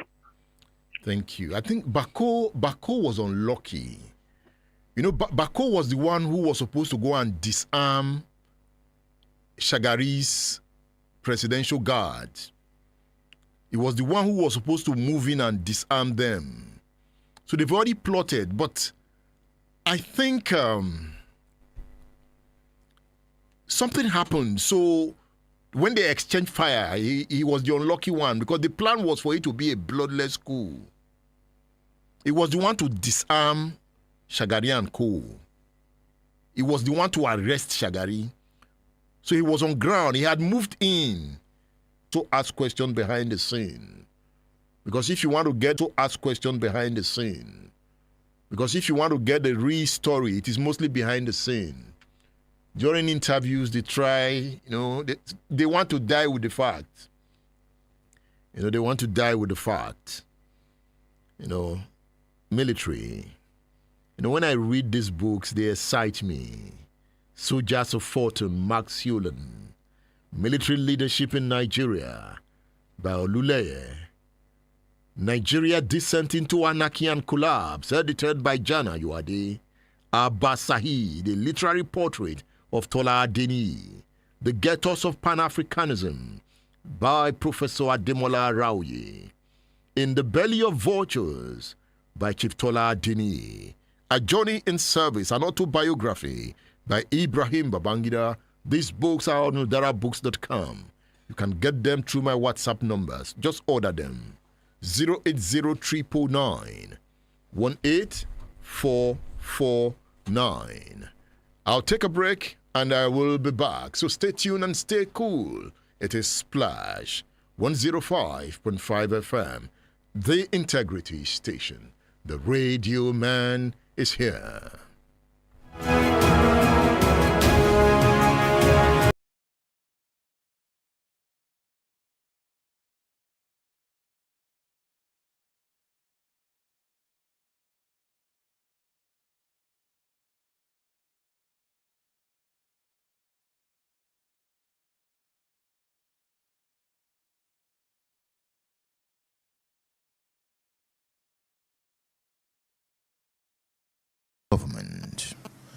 We went to Ghana to study Nkrumah's form of organization, the CPP. You know, they were the ruling party there. As an organizing secretary, we went there. That was what happened. There was no question of calling there to come and topple anybody. But that was the allegation when they wanted to get rid of the opposition. Was there a plan to remove Tafawa Balewa? We are only opposed to Buhari government. There's no plan to remove him democratically. There was no plot to remove him forcefully. I don't know about the plot to remove him forcefully. But I know we are doing everything just the way APC are trying to remove Jonathan. Sam Ikoku was part of the AG. Yes. He was an Awolowo man. Yes. So listen to what he said. Yes. He said, we were fed up with the way the Nigerian system, the Nigerian state, and the Nigerian operating. We were deeply committed to a change of government, and we saw that waiting for elections would not produce any solution to the problem. This was what we did. We started preparations for it, and the preparations had gone very far, and I believe we would have pulled it off. But unfortunately for us, our leader was so kind to the Nigerian police that he had a police informant among his planners, and so the police knew every move we were making, and so it was easy to trip us up. Our leader even became the number 2 citizen in the country. I felt it was time to tell the country the truth, so that our history would be correct. So all I'm saying is that, yes, there was an attempt to overthrow the government. Yes, I took part in the attempt. Yes, it failed, thanks to people like MD Yusuf and co. Chief Adebanjo, what do you have to say? That's his view. That's not my view. That's SG Koku talking, not Adebanjo. A member of the AG. Look, during the Chislebu Friday, late Professor Onobamiru gave evidence that he was a member of the planning committee to school. But when he was questioned at the trial, that's another matter. You ran away. You did not come to the country during that treason trial, right? Yes. Why did you run away? I didn't run away. I will give you the background. By the time they were arresting people for, after we left a rally for detention, it was Shifaulo who said we should not allow all of us to be arrested here, and that he was not going to leave the country. But there must be people who will be championing our cause abroad, telling what is happening at home. That was how myself and Ikuku were sent abroad, not because we ran away. Ikuku was in Ghana too? Yeah, he was my leader in Ghana. So if Ikuku accepted this, why did he choose to accept? Unfortunately, you should have asked him.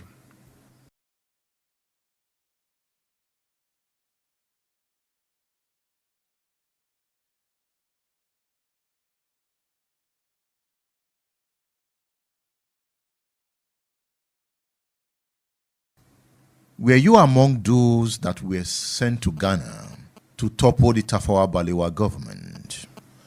We went to Ghana to study Nkrumah's form of organization, the CPP. You know, they were the ruling party there. As an organizing secretary, we went there. That was what happened. There was no question of calling there to come and topple anybody. But that was the allegation when they wanted to get rid of the opposition. Was there a plan to remove Tafawa Balewa? We are only opposed to Buhari government. There's no plan to remove him democratically. There was no plot to remove him forcefully. I don't know about the plot to remove him forcefully. But I know we are doing everything just the way APC are trying to remove Jonathan. Sam Ikoku was part of the AG. Yes. He was an Awolowo man. Yes. So listen to what he said. Yes. He said, we were fed up with the way the Nigerian system, the Nigerian state, and the Nigerian government were operating. We were deeply committed to a change of government, and we saw that waiting for elections would not produce any solution to the problem. This was what we did. We started preparations for it, and the preparations had gone very far, and I believe we would have pulled it off. But unfortunately for us, our leader was so kind to the Nigerian police that he had a police informant among his planners, and so the police knew every move we were making, and so it was easy to trip us up. Our leader even became the number 2 citizen in the country. I felt it was time to tell the country the truth. Of grave concern, the illegal and destructive mining activities being carried out by Archetype Industries Nigeria Limited on Itasa community land, Iwajowa local government area of Oyo State. For nearly 2 decades, this company has exploited our land without fulfilling its legal and social obligations, disregarding the rights of the Itasa community and causing irreparable harm to the biodiversity of our environment, the health and livelihoods. The facts are clear and alarming. 1. Archetype Industries Nigeria Limited does not possess a valid consent instrument from the Itasa community, a fundamental requirement for any mining operation anywhere. 2, it has no approved environmental impact assessment plan conducted prior to the commencement of mining activities as mandated by law. This blatant disregard for due process has left our environment vulnerable to devastating a valid community development agreement. Anything acceptable or unacceptable in replacement of the one rejected by the ministry which he had submitted. This agreement is crucial to ensuring that the community benefits from the resources extracted from its land and provides the mechanism for oversight of its activities, especially as the mine's environmental compliance department has failed in its responsibilities for reasons unconnected, in our view, with the Nigerian factor. 4, it has no geological survey that we have seen, even after requesting to see it, raising serious questions about the sustainability and safety of the mining operations in vast areas of our land. For 20-odd years, Archetype Industries Nigeria Limited has operated with impunity. State Affairs with Edmondo Bilo is live.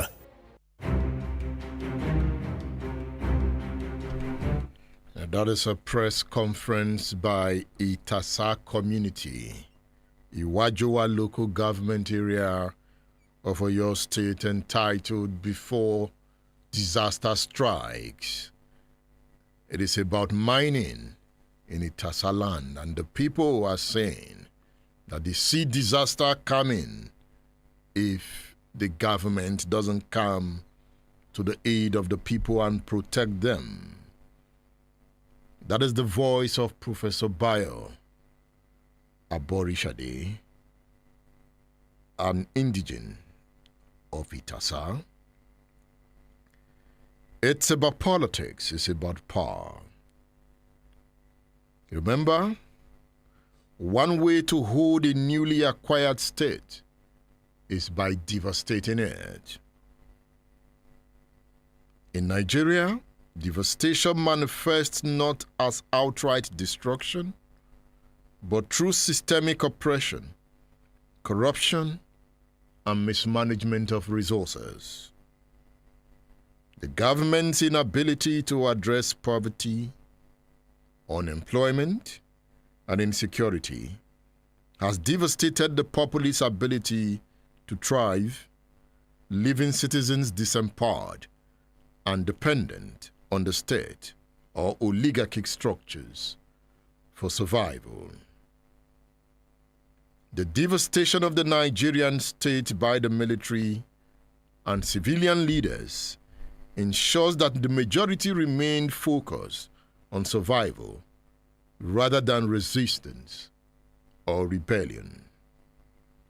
It also limits the potential for innovation and economic growth, which could empower citizens to challenge the ruling class. Therefore, democracy bleeds in Nigeria. When democracy bleeds, the people suffer. Femi Aborishade is a legal practitioner. In this interview, we look at the state of emergency declared in Rivers State by the President and Commander-in-Chief of the Armed Forces, Bola Tinubu. The President of the Federal Republic of Nigeria, Bola Ahmed Tinubu, recently declared a state of emergency in Rivers State. Does the President have the powers to do what he did, removing an elected governor, an elected deputy governor, an elected House of Assembly? This issue makes me sad. The President does not have the power under the Constitution to declare a state of emergency as he has done. Under the Constitution, the President has the power, the right to declare state of emergency, but only if certain conditions are present. Those conditions were not present in the reasons given by Mr. President. It's unfortunate that what we have today in Rivers State is military dictatorship, contrary to Section 1, Sub 2 of the Constitution, that provides that no person or group of persons shall govern Nigeria or any part of Nigeria except in accordance with the provisions of the Constitution.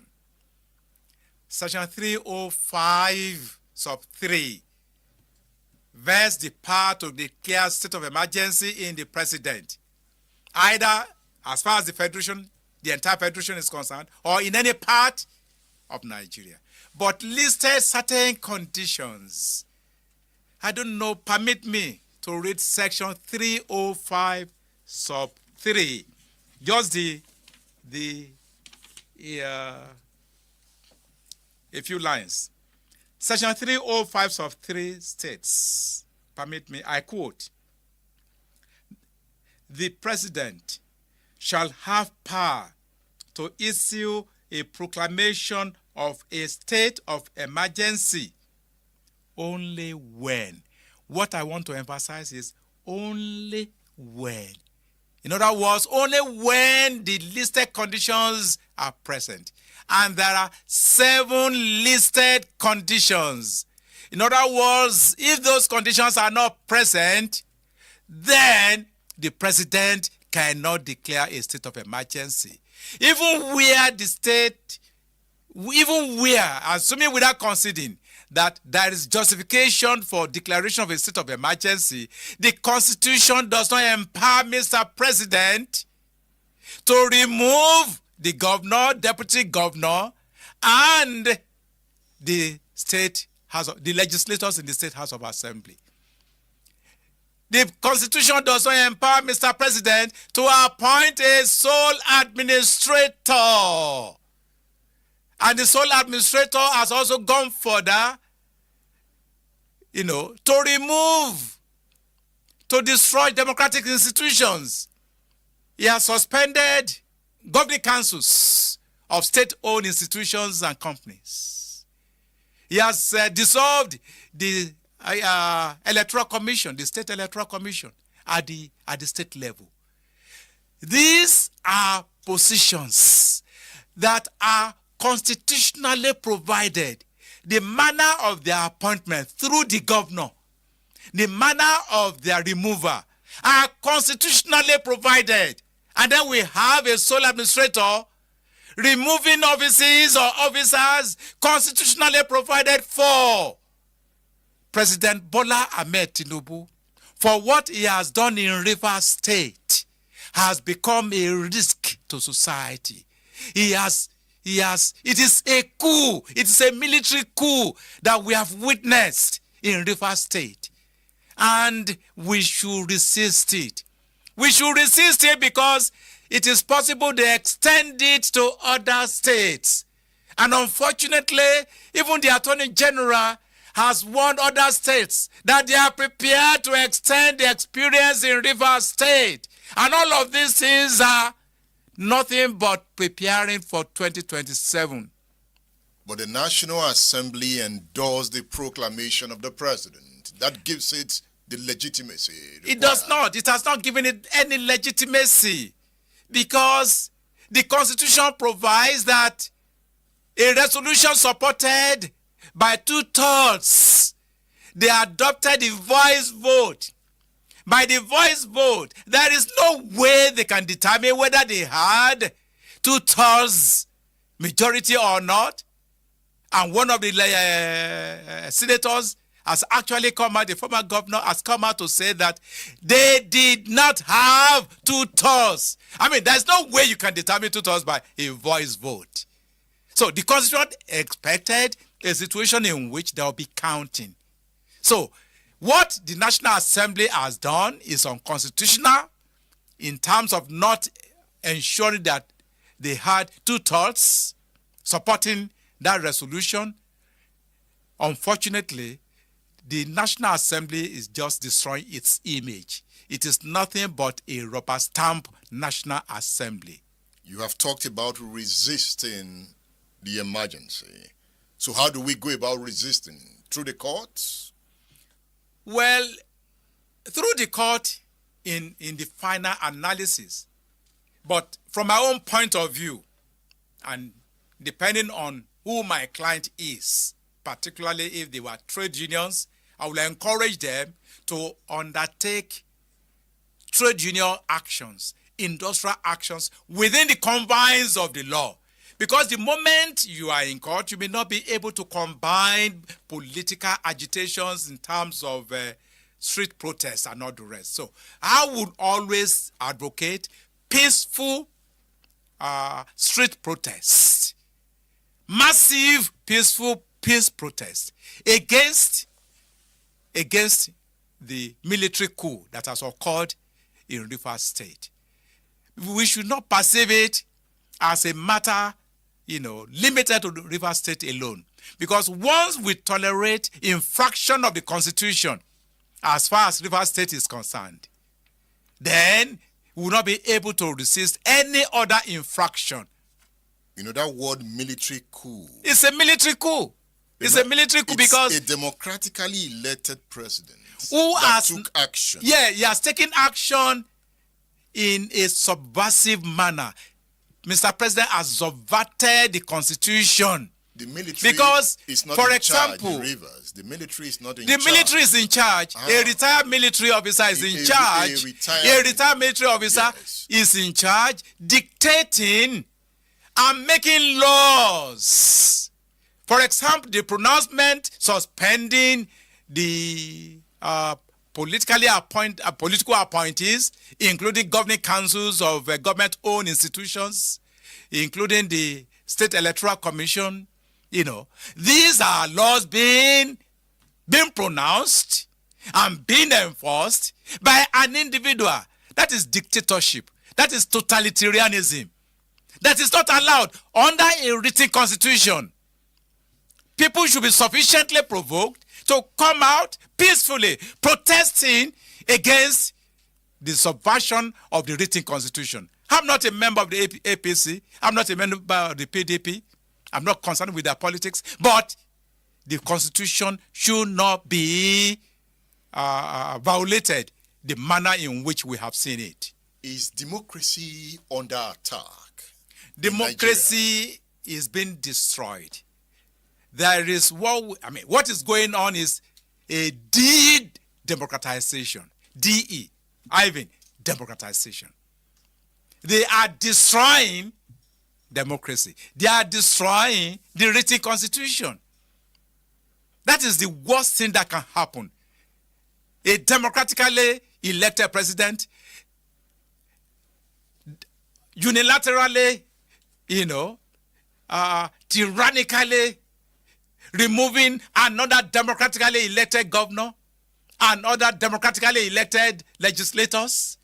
That is the worst form of dictatorship. It is even worse than military dictatorship. But because he came to power on the basis of election, military rulers who carry out coup will not seek our consent before they carry out their coup. You cannot, obtain the consent of the people, and you swear to uphold the constitution, and you are working and destroying the same constitution, written constitution. State Affairs with Edmondo Bilo is live.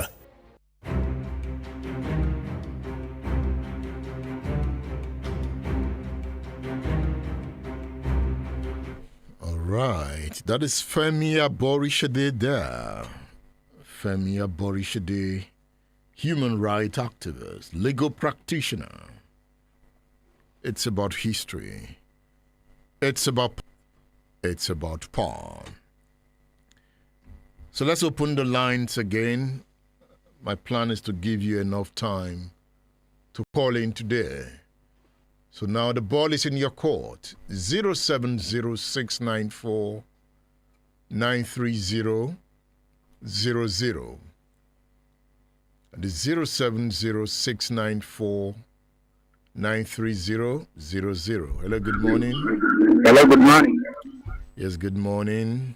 Yes, from Odonabata. Good to hear your voice.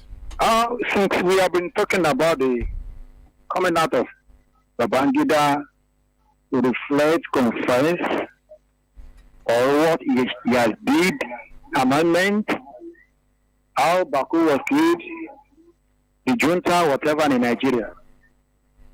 Is Nigeria planning for the future that something of that nature, incomplete democracy, system of running of government by negativity by some president government in Nigeria will not occur again? Because I see people are be accusing Babangida do this, the former Senate hiding at the back of a finger.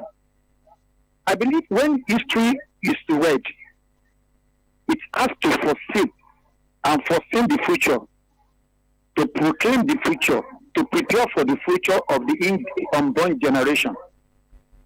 Since Babangida came out, Buhari, whatever, I've never seen new system in Nigeria.